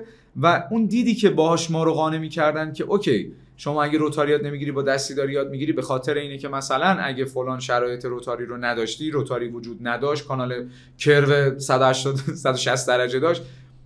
اوکی ما میگیم چقدر داریم مثلا کار میکنیم این سبک کار، یا داریم کیس سلکت میکنیم دیگه. من عمومی سعی میکنم کیسایی که تخصصی اندوی دست نزنم، ولی باید من روتاری از دانشکده یاد بگیرم، من باید جراحی عقل نیمه نهفته رو از دانشکده یاد بگیرم به عنوان کسی که DDS میشه، یعنی به هر حال دنتال سرجنیم دیگه، جراحیم، باید بتونیم دست بزنیم. به نظرم باید اینا انجام بشه، دانشجو ببینه. واقعا به نظرم اون انرژی هم باید وجود داشته باشه، همه چی به هم ربط داره. یعنی من فکر می‌کنم اونی هم که داره طرحشو توی به عنوان استاد و برمی‌داره داخل دانشکده، اونم نسبت به خیلی چیزا ناراضیه، یعنی اینجوری که فقط تموم میشه برم. همه اینا با هم مشکل داره، دانشجو هم چیزی یاد نمیگیره، وارد فضا میشه. یه آماری هست همیشه، یعنی از زمانی که من فوق التحصیل شدم حیرت انگیزه واسم همیشه، اینی که کل کشور آمریکا 60 تا دانشکده دندونپزشکی داره، کل کشور ایران 66 تا دانشکده دندونپزشکی داره. و شما هر چقدر که این جملات بعد از این دو جمله رو بیشتر بکنی به اون عمق فاجعه‌ای که اتفاق افتاده، با مسئولینش هم تو همین بیستوری صحبت شده، یعنی من گوش دادم، حالا اسم نمیارم، ولی با مسئولینش صحبت شده که مثلا اینا 6 ماه به قول خودشون طرح آمایش سرزمینی داشتن که ما کجا دانشکده اضافه کنیم. بعد ماحصلش شده این که استان مازندران 2 تا دانشکده داره، بابل و ساری، درسته؟ الان فکر کنم آزاد رشت رو میخوان جدید باز کنن، درسته؟ یعنی میخوام بگم وضعیت به این صورت و استاد نیست اونجا، امکانات آموزشی نیست. حالا ما داریم از جاهای، ما داریم از این سطح شاید بالاتر دغدغه صحبت میکنیم، ولی اون خانواده‌ای که خوشحالن از این که بچه‌شون دانشکده دندونپزشکی مثلا اهواز قبول شده، جندی شاپور اگر اشتباه نکنم، صرفا خوشحاله. اون دانشجو معلوم نیست چه دکتری داره میاد بیرون، اصلا با تحت چه امکاناتی داره آموزش میبینه و این فاجعه است دیگه. این حالا اینم در نظر بگی که قسمت اون ظرفیت عمومی که میاد به کنار، یعنی با کنکور عادی به سبک حالا دولتی روزانه، پردیسشو باید در نظر بگیری، انتقالی‌ها رو باید در نظر بگیری. خب همه اونا که میان دوره نیاز به آموزش دارن، بخش گذروندن دارن. ما یعنی تو دانشکده بابل، حالا نمیدونم الان جدیدن بهتر شده یا نه، چون خیلی وقت دیگه سر نزدم، ولی همون تایم هم به خاطر این بچهای پردیس و خودمون که با هم باید تو یک بخش همه آموزش‌ها رو می‌دیدیم، مشکل تایم بخشا و یه سری رسیدن این چیزا، حالا متریال که به کنار، یعنی دیگه متریال فکر کنم اولی مشکل همه دانشکده است. یا حالا مشکل این سبکی داشتیم. زیر ساختش وجود نداره، عزمش وجود داره. فقط یه مقدار میخوام فضای گفتگومون رو عوض بکنیم. راجبه حالا دوره های ذره صحبت کردی، اینکه اصلا اهل دوره رفتن هستی یا نه، یا احساس نیاز میکنی بهش؟ احساس نیاز که وقتی میخوایم درمان رو ببریم توی لول دیگه 100%، یعنی که الان مثلا میگم من به شخصه دارم کار زیبایی رو انجام میدم ولی تو لولی که متوسط میدونمش، وقتی میخوام عالی ارائهش بدم طبیعتا نیاز به این ارائه رو دارم، یا این پرزنت از یک طرفی که خودش هم با تجربه است، هم قطعا تو این زمینه خیلی از من جلوتره، اتفاق بیفته برام. چه این قضیه، چه اگه میخوام درمان ایمپلنت انجام بدم، در هر صورت باید این دوره رو رفت. فعلا نمیخوام برم، نمیدونم، یه مقدار گارد دارم حقیقتا به دوره که از قبلم خیلی بهتر شده. به چیش گارد داری؟ الغای نیاز.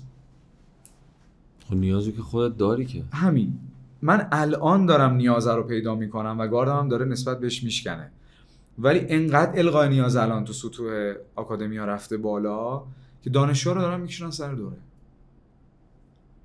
و همون تایمم که باز من کنگره رفته بودم نسبت به این قضیه چیزی گفتم که زمانی که شما دانشجو رو داری میاری بهش کار زیبایی یاد میدی، اون شخص تازه فارغ التحصیل شده، صفر تجربه، حالا به لحاظ کلینیکال، و حتی اینکه اعتباری وجود داشته باشه که بخوام رفعش حساب کنن یا بیان، طرف یه کیسی هم بذاره، حتی یه رندوم بخواد یه نفر جذب کنه. این بنده خدا هزینه کرد، یادم گرفت، مریضش کو؟ یعنی اوکی، اصلا اولا که از کجا معلوم این آقا واقعا میخواست زیبایی دست بزنه؟ از کجا معلوم مثلا مد نظرش این نبود که صرفا بره تو کار ایمپلنت و پروتزش؟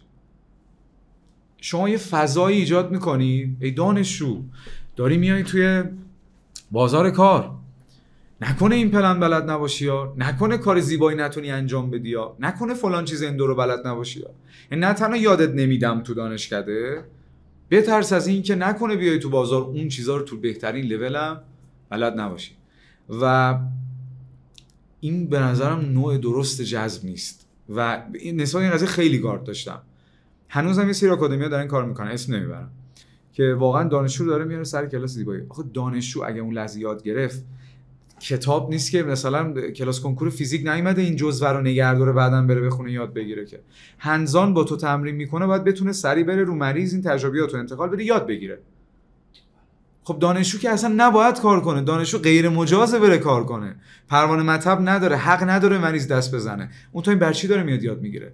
خب یاد میگیره، 2 سال بعد فارغ التحصیل میشه، سال بعدش فارغ التحصیل میشه، یادش میره، دوباره بره پول یاد بگیره.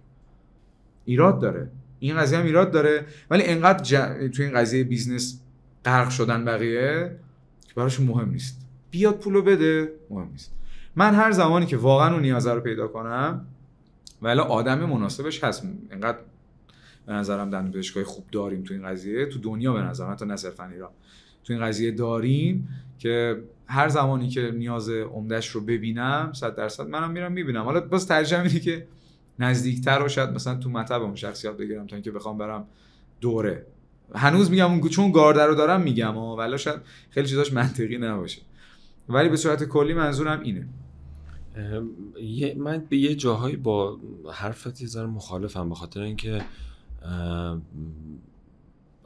اساسا اون دانشجو الان اکسپوز با وضعیت صنف ما، با وضعیت کسی که حالا به تازگی مطب زده یا داره درمانهاشو میبینه، اینا با اینها اکسپوزه و به نوعی میدونه قراره به چه سمتی بره.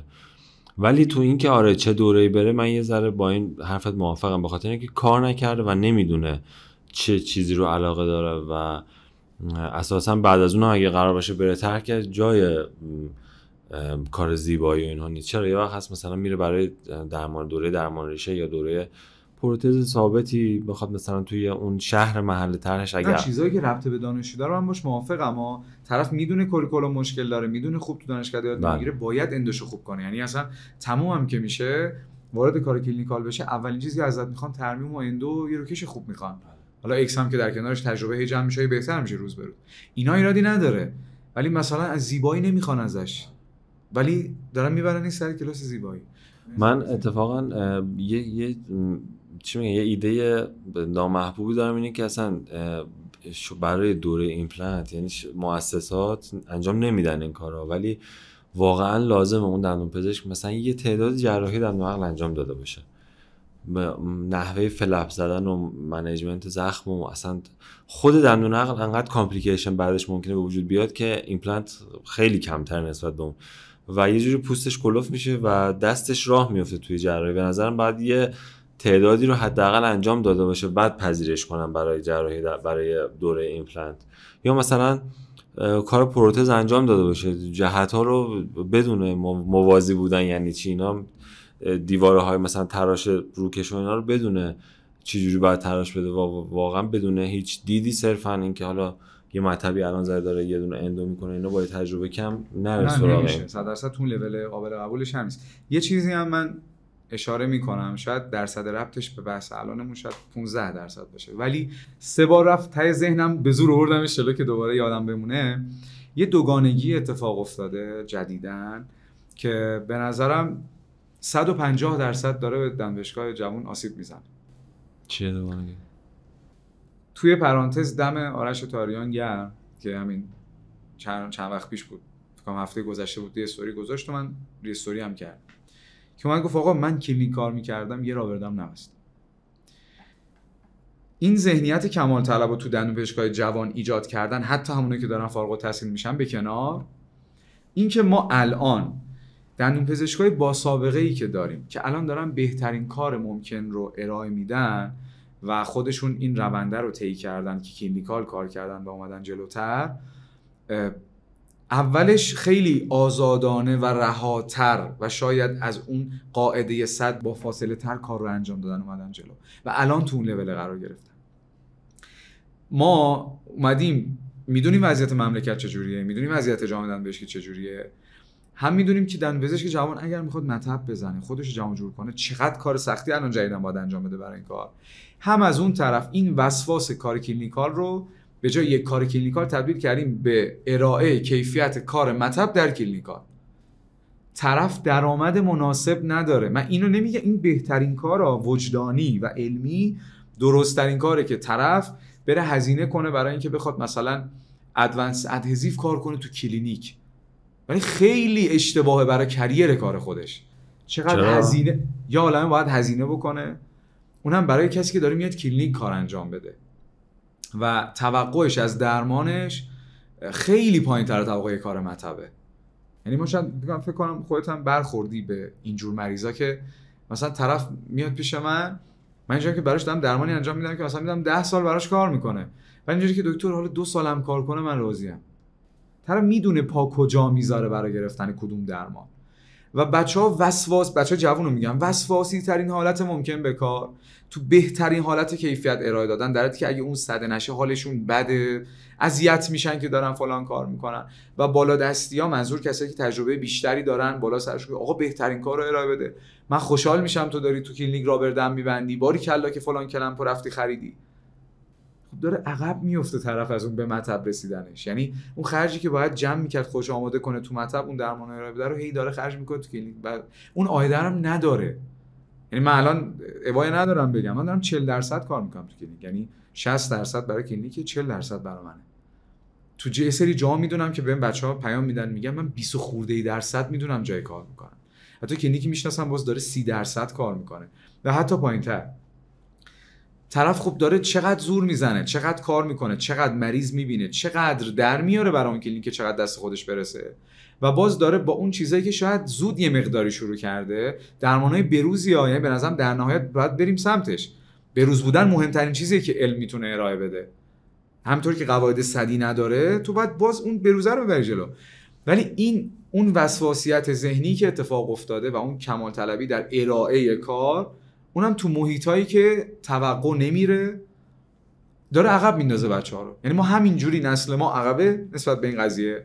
دارم از این قاعده مثال میزنم که شما خودت داری همه کارهای خودتو میکنی، یعنی ساپورت خانواده در حد معموله، نه در حدی که بگی آقا شما کار تموم شد، دانشجویی تموم شد بفرما تو مطب‌های دکتر یا خانم دکتر و همه چیزو داری خودت تلاش میکنی ریز جمع بکنی. به نظرم این خیلی کار خطاییه. و خودم میگم آرش تاریان وقتی میاد این حرفو میزنه نمیاد بگه من داشتم اونجا گنگکاری میکردم یا داشتم فلان کارو میکردم.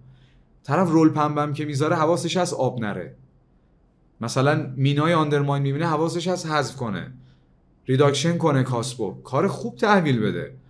ولی اون قاعده‌ای که باید تو مطب اتفاق بیفته و با 1000 تا ثبات کناری بخواد آورده بشه تو مطب، به نظرم داره اون جوون رو عقب میندازه.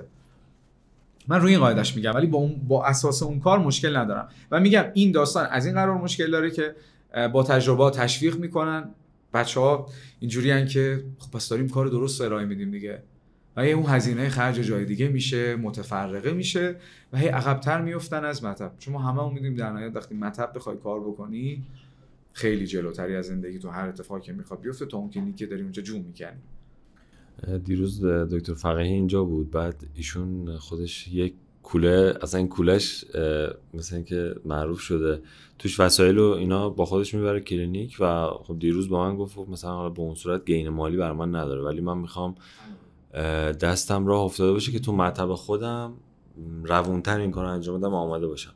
این نمیشه نسخه واقعیت 0% چیز. هر کسی این شغل یه جوری آدمو درگیر میکنه باهاش که هر کسی نتیجه کشتی گرفتن ذهنیش با این شغل یه خروجی داره. ممکنه یکی مثل دکتر فقیهی بشه همه رو مثلا به کمتر از اون راضی نشه، ممکنه یکی 2 تا کیسو ببنده فقط واسه اینکه تجربه کنه، یا اگه مثلا تو کلینیک بیمار آزاد میاد براش ببنده، یا مثلا خود دکتر فقیهی البته میگه من رفتم صحبت کردم با مدیر کلینیک، بیمه ای نیست، رفتم صحبت کردم از یه جای به بعد طرف تغییر کنه یا نصف پول مثلا متریال منو بده. یعنی میخوام بگم اگرم داره کسی علاقه داره فکر میکنه این راهشه و دوست داره این راهو بره، زیر بار ظلم نره، حداقل صحبت بکنه با اگر جای درستیه. ببین جای درست بودن خیلی مهمه. اگه اون آدمی که طرفت آدم درستیه هیچ ایرادی نداره 1-2 تا کیس هم ببند رابردم، یا حتی اگر فلان باندو نداری بستن یه رابردم به شدت به طور چشمگیری بهبود میده. همون درمان کامپوزیت دنفیل و نمیدونم باند نسل 5 تا اینا رو بهبود میده، یا آمالگام تو اصلا بهبود میده. ولی به هر حال میگم این سلیقه هر کسیه. حالا الان توی که به تازگی از طرح سربازی اومدی و داری با شیفت زیاد کار میکنی، معنای فراتر از پول در آوردن دندون پزشکی برای خودت چی میبینی؟ یعنی یک لایه عمیق‌تر اگه بخوایم ببینیم، اون روزی که داری میری سر کلینیک کار کنی یا شب که داری برمیگردی، اگه به عدد و رقم حاصل از شیفتت فکر نکنی چی تو رو خوشحال ترت میکنه؟ فکر میکنم که این قضیه خیلی اتفاق میفته مثلا تو بازه‌های مختلف برای افراد مختلف. یعنی اینجوریه که ما مثلا نمیتونیم یه حس رو روی همه درمانایی که انجام میدیم بگیریم از دندون پزشکی، یا اون بازخوردی که مریض بهمون میده یا با دغدغه‌ای که میاد. من تا موقعی که می‌خواستم انتخاب رشته کنم نمی‌خواستم برم دندون پزشکی، یعنی می‌خواستم برم پزشکی، ولی خب بر حسب شرایطی که قبل کنکور داشتم و اون تحقیقی که انجام دادم در نهایت انتخاب کردم. همیشه هم میگم، هم به کسی که ازم میپرسن هم به دانش آموزایی که داشتم خودم، همیشه میگفتم که 1000 بارم برگردم دوباره میام دندون پزشکی. چون کار دندون پزشکی فارغ بر بحث علم و اون خوندنه که ما جمع و جور میکنیم، اون که دست میبری توی کار و میتونی هنر به خرج بدی، خیلی کار جذابیه و من این قسمتشو خیلی دوست دارم. یعنی تو در نهایت داری میری که خودتو تو چالشی بذاری که هنر خودت رو هم به رخ بکشی و نشون بدی. فارغ از قضیه پول، این که من مریض میاد پیشم با دغدغه‌های مختلف، یعنی اینجوریه که دغدغه صرفاً شکسته شدن یه دندون نیست، دغدغه‌اش اون چیزیه که بقیه در رابطه باش فکر میکنن وقتی دندون شکسته است، وقتی که خدمت شما عرض کنم اون زیبایی رو نداره، وقتی دندونش زردتر شده، یا حالتی که درد داره و اذیتی که اون چند روز کشیده. به هر حال اون که تو می حال طرف رو خوب میکنی، که فکر میکنم قاعده درمان همیشه اینه، خوب کردن حال یه نفر به هر نحوی، تو هر قاعده‌ای، حالا داروساز به نحوی، دندون پزشک، پرستار، اون چیزی که حس خوب میده درونن اون حال آدم خوب میکنه. یعنی بالا بردن کیفیت زندگی بیماران، اعتماد به نفس مراجعین، 100%، اون از بین بردن دردشون، این چیزیه که در پایان روز حس بهتری بهت میده. این که مریض میاد اول قبل اینکه با من درمانی انجام بده منو نمیشناسه و یه ارتباط عادی داره باهام، ولی وقتی که درمانش تموم میشه حس مدیون بودن حتی بهم داره و اینقدر که خودش رو توی جایگاه دیگه‌ای متصور میشه بعد درمان و اون لطفه رو شاید حتی یه جای خیلی بزرگتر هم برداشت میکنه، یه جایی لذت بخشه برای آدم. اینکه میفهمه چه اتفاقی در نهایت افتاده. راجب فیلر میخوام با تو صحبت کنم. فیلر حالا آزاردهنده یا چشمگیر از لحاظ خودت که مثلا ببرت تو فکر یا مثلا با بیمار به چالشی بخوری، اینها برات پیش اومده؟ و میخوام ببینم مواجهت هم با بیمار به لحاظ حالا اقدامات بعدی که انجام دادی، هم با خودت موقعی که شب میخوای بخوابی راجع به اون فیلر فکر کردی، مثلا چه احساسی داشتی؟ اون اضطراب اینا. همین چند وقت پیش یه استوری گذاشته بودم اگه یاد باشه، گفتم وقتی فیلر میدی تا زمانی که بالا سر مریض یا تو کلینیکی همه چی درسته، حالت هم خوبه، پا تو که میذاری بیرون تازه شروع میشه مشکل. البته بستگی داره به نوع فیلرش دیگه، یعنی اول که کار میکنی تازه وارد بازار کار میشی مثلا یه اندو تو 1 میل آندر کنی حالت بده، ولی خب جلوتر که میره بازخوردهای درمان رو متوجه میشی. یا یه وقتی مثلا وقتی میدونی اون پاکسازی شیمیایی کانال رو انقدر خوب انجام دادی که با اون 1 میلی چه اتفاقی نمیفته در نهایت، یه خیلی زار به خودت سخت نمیگیری. من خدا رو شکر تا الان فیل عجیب غریبی بگم داده باشم اونجوری نه، ولی یه موردش اتفاق افتاد که اسمشو فیل نمیذارم، حقیقتا فیل نبود ولی تجربه داشت برام و حس بدم داشت برام. چی بود؟ یه مریض اومد که دندون هفت پایینش نیازمند درمان ریشه بود. بعد خب کارو شروع کردم و درمانش هم کامل انجام دادم و بعد بیلداپش هم انجام دادم و مریضو فرستادم رفت. بعد فردا یا پس فرداش از کلینیک بهم زنگ زدن، حالا یه کلینیک دیگه یه جای دیگه بود، که مریض اومده از درد نمیتونه وایسه، لحظه میزنه تو گوشش. حالا خودت هم میدونی کلینیکا 10 برابر میذارن روش، یعنی اصلا آژیته میکنن دکتر رو از پشت تلفن که چی شده و هنوز بی‌حسیش هم نرفته، پاراستزی داره. گفتم که درمان ریشه رو درست انجام دادم، عکسش از همه چی نورمال، چی شده؟ که بعد متوجه شدم که یکی از ریشه های دندونش دقیقاً تو کانالش بود، تو کانال دقیقاً و احتمالاً به خاطر مثلا اوورفایلینگ یا فایلینگی که انجام دادم باعث شده که حساس بشه و بره سمت مثلا دیستزی و کلا سمت پاراستزی این سبکی که یه ذره آزاردهنده است برام. خب من با مریض وقتی اینو دیدم اینجوری بودم که اوکی به عنوان پزشک وظیفه‌مه تا جایی که حالش خوب بشه من باش ارتباطه رو داشته باشم. 99% این مواقع نه برای من، فکر کنم برای بقیه همکاران اینجوریه، برداشت اشتباه میشه. یعنی اینجوری که مریض فکر میکنه پزشکش گندی زده و اینجوریه که میخواد اینو درستش بکنه و سر این اتفاق داره انقدر هوای مریضو داره و پیگیری میکنه این داستانا. و مریض رفت روی این لولی که همه توضیحات بهش دادم و دلیل اینه به خاطر این اتفاقه و همه داستانا، ولی همچنان مریض اینجوری بود که نه اگه درمان درست بود ما تا حالا دندپزشکی رفتیم جای دیگه این اتفاق نیفتاد. حالا من نمیدونم تخصصی باید چجوری برای مریض توضیح بدم که دندون دیگه تو کانال نبوده و این داستانا نیست و پیگیرش بشم. اصلا شما برو میخوای درمان لیزر انجام بدی، معمولا هفته اول لیزر تراپی جواب میده تو این قضیه و حالا با هزینه کمتر کمک من، نه مریض که باید اصلا هزینه‌شو کامل شما بدی و این داستانا. میرم شکایت میکنم میگم که برو هر کاری دوست داری بکن، من که میدونم شما در نهایت میخوای پرونده پزشکی ایجاد کنید، وقتی قصور پزشکی وجود داره من بچه‌ای باید نگرانش باشم، هر کاری میخوای بکن.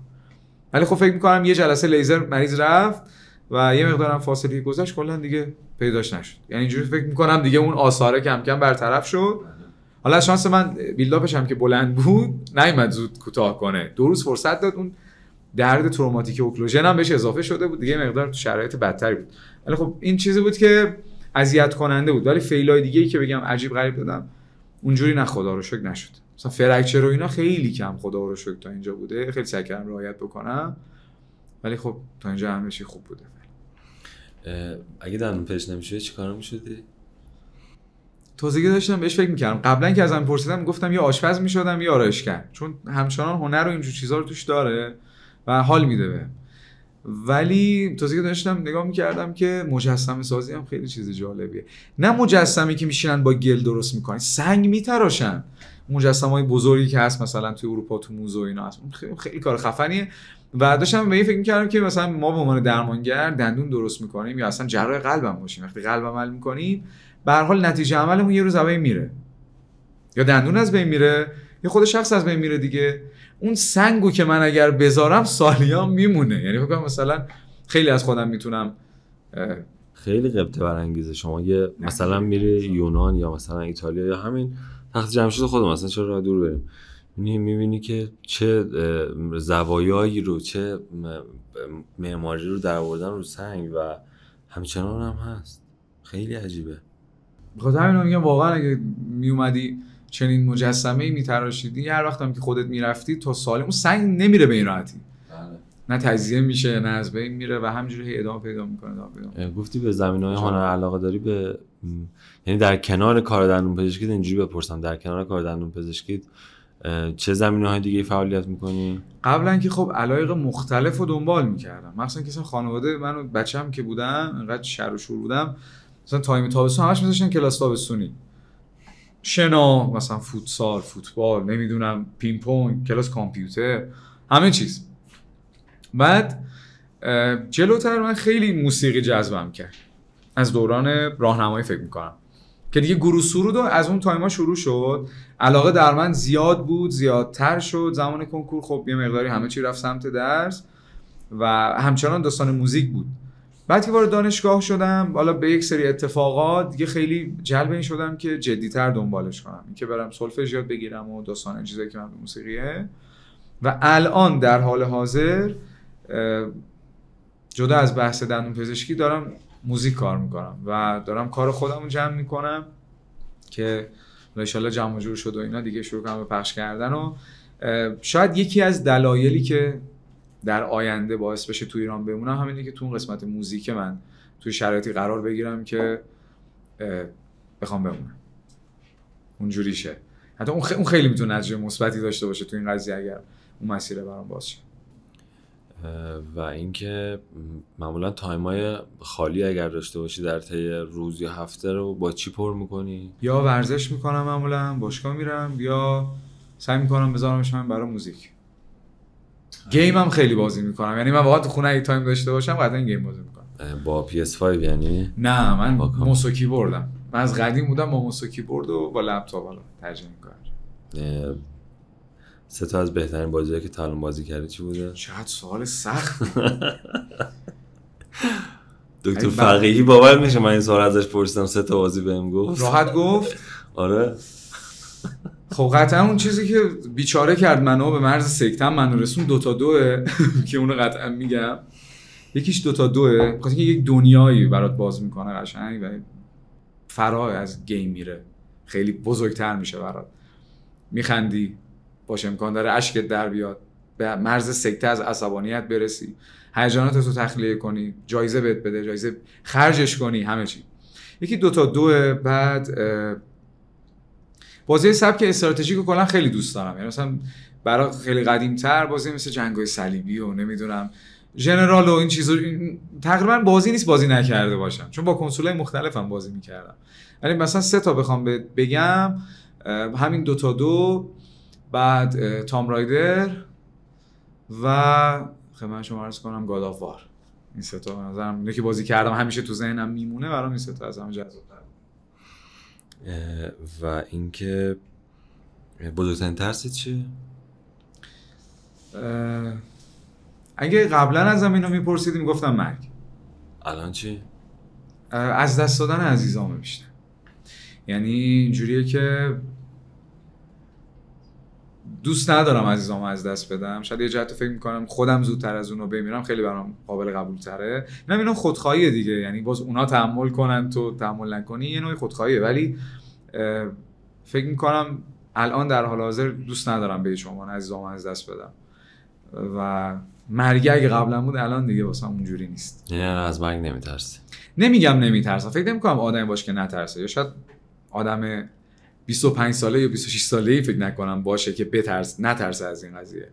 ولی مفهومش برام تغییر کرده و احساسم میکنم که هر چقدر سنم داره میره بالاتر بیشتر دارم به این نتیجه میرسم که همش بازیه انقدر مهم نیست که فکر میکنی. یعنی بخاطر میتونم راحت‌تر باش کنار بیام. یعنی یا حالا یه رفرنسی میزنم به خانم دکتر پیامی که داشت صحبت میکرد، به نظرم هر زمانی که داری میری، من واقعا اونقدر طول زندگیم برام مهم نیست، ارزش برام خیلی مهمتره.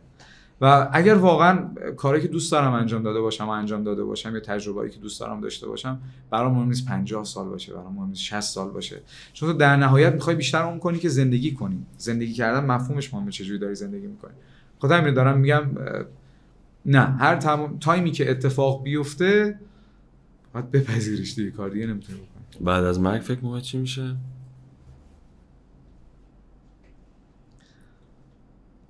به نظرم یه سری خبرایی هست.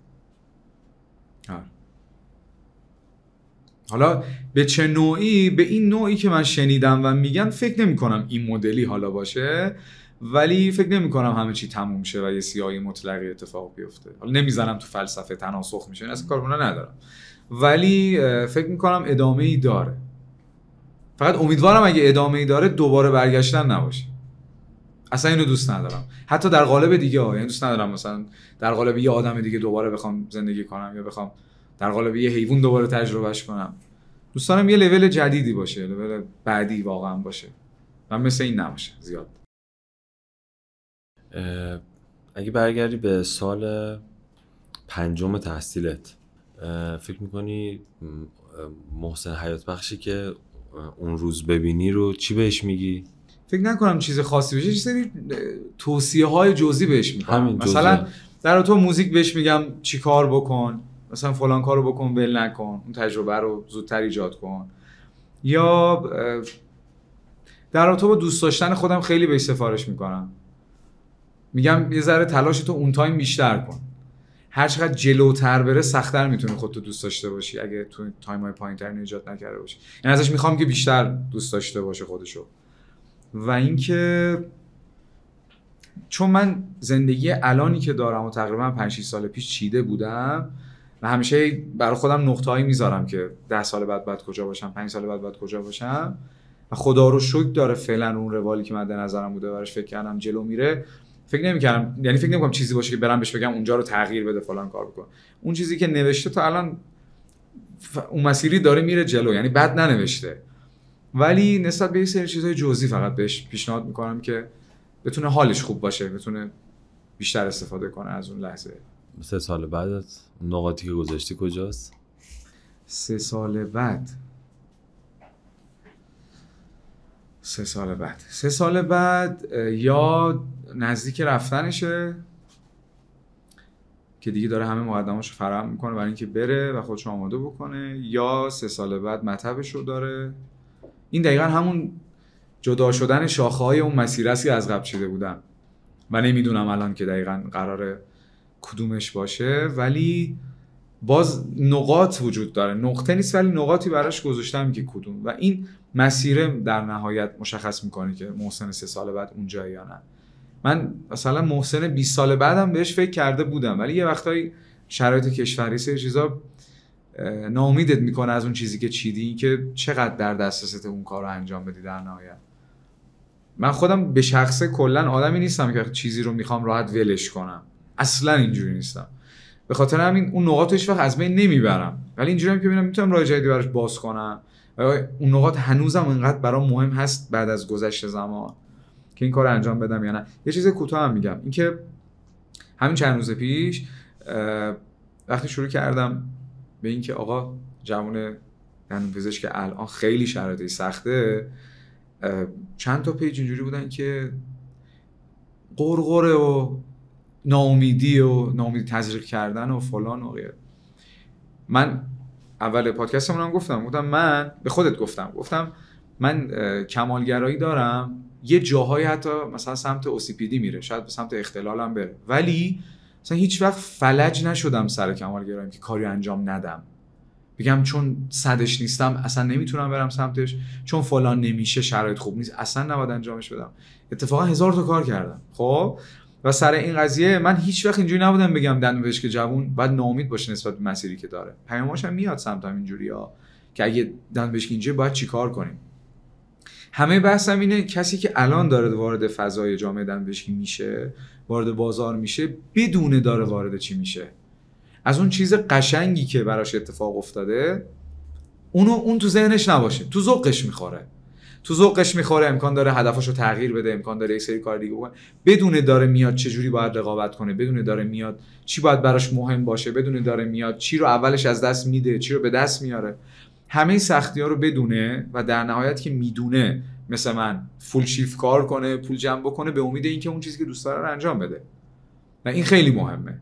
من اولین پادکست دنتو فکتم که گذاشته بودم تایتلش این بود که آینده‌ای در کار نیست. و 2 سال پیش گفتم که آقا بازار داره یه چیز دیگه ای میشه و اصلا اون مدینه فاضله که تو ذهنتون نیست. و الان هم هنوز همینو دارم میگم. و به خاطر این دارم میگم که بدونه چه خبره که بتونه هوشمندانه وارد شه، آزمون خطا نکنه، از تجربه بقیه استفاده بکنه، بتونه خودشو جلو بندازه، یه سری اشتباهات رو تکرار نکنه، یه سری کاری که میتونه ذهنیتش رو تغییر بده یا مسیرش رو کلا عوض بکنه نسبت به اون آگاهی پیدا کنه قبل‌ترش. به خاطر اینکه اگر انقدر داره شکاف ایجاد میشه بین طبقات خود جامعه دندونپزشکی و دندونپزشکان که این مدرنیته داره اینو هی بیشتر میکنه و نمیشه بهش ایرادی هم گرفت، یعنی در نهایت ما باید مدرن بشیم، در نهایت باید بهترین درمان و مدرن ترین رو انتقال بدیم. ولی این شکافه که داره بیشتر میشه خودش اون وسط نمینه که داره وارد اون شکافه میشه، داره سقوط میکنه، بدون کجاست، بدون باید که جهش کنه و این داستانا. و همه حرفم اینه که بدونید دارید چه فضایی رو تجربه میکنید و این فضا پر از باگ، پر از ایراده، پر از دروغه، پر از دغله، پر از حسادت، پر از حرف پشت حرف، یعنی حرف پشت کسی زدنه، مثل همه مشاغل. حالا تو جامعه ما شاید یه مقدار بیشتر. به خاطر همینه که همینه بحث. من از یه موضوعی که خیلی نگرانم میگم بهش فکر میکنم اینی که الان بحث اینه که ما داریم مثلا با دلار 100 تومانی داریم کار میکنیم، اون دندونپزشک 10 سال پیش با دلار مثلا حالا نمیدونم چقدری کار کرده و بار خودشو بسته و اینا. خب ما که اصلا در 1 سال به دنیا نیومدیم که بخوام الان خودمون رو با هم دیگه مقایسه بکنیم. کما اینکه هر سال هم که میگذره خب ما میدونیم سختی ها بیشتر میشه، اونم به هر حال توی اون دوره با یه سختی های مطبش رو زده. من بیشتر از این نگرانم که 5 سال دیگه 7 سال دیگه ما نشیم به ما بگن که شما با دلار 100 تومانی مطب زدید، ما که الان با دلار مثلا 400 تومانی باید مطب بزنیم. در نهایت برمیگرده وضعیت کشورمون دیگه، یعنی اگه تو همین مثال رو تو آمریکا بزنی کسی نمیپذیره ازت. بله، چون میگه من پدرم میگم یعنی امیدوارم اصلا نرسیم، یعنی نذاریم برسه به اونجا، نذاریم، چون این سرفکندگی برای ما.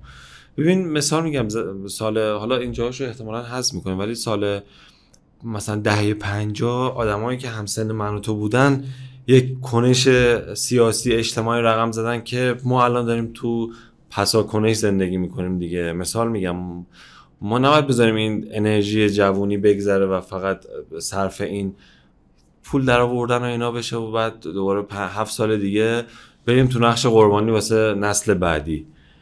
دهه قبلی دهه 60 50 همینن دیگه، الان نسل در جریان هرم مازلو 100% بله. ما گیر کردیم تو اون بیسه. بله. و اصلا ربطی نداره به رتبه علمی یا تو چه شرایطی هستیم، ما گیر کردیم و ناخودآگاه هم که هر کسی هر سمتی بخواد بره اون قسمت مالی براش مهمه. و چقدر من الان دارم فکر می‌کنم که الان وقتی مشاغل دیگه میتونن اینقدر درآمد داشته باشن، وقتی میدونم مثلا یه سالن ناخنکار خیلی میتونه از خیلی تعداد دندونپزشکای دیگه‌ای درآمد بالاتری داشته باشه، چرا دیگه همه میخوان کسی بخواد به سمت پزشکی جدی؟ اینقدر وقتی بحث مالی هم مهمه و از این میتونه حداقل هنر رو انتخاب کنه، میتونه علاقه‌شو انتخاب کنه. یعنی اگرم دوست داره به دندونپزشکی به خاطر پول نیاد، به خاطر درآمد نیاد، چون خیلی دور و بر دیدیم اینجوری بحث درمان بیاد. بله. من خیلی لذت بردم واقعا. 2 تا سوال پایانیمو میخوام ازت بپرسم. یکی این که کسی که تو ذهنت بخوای برای اینکه مهمون این برنامه باشه معرفی بکنه کیه؟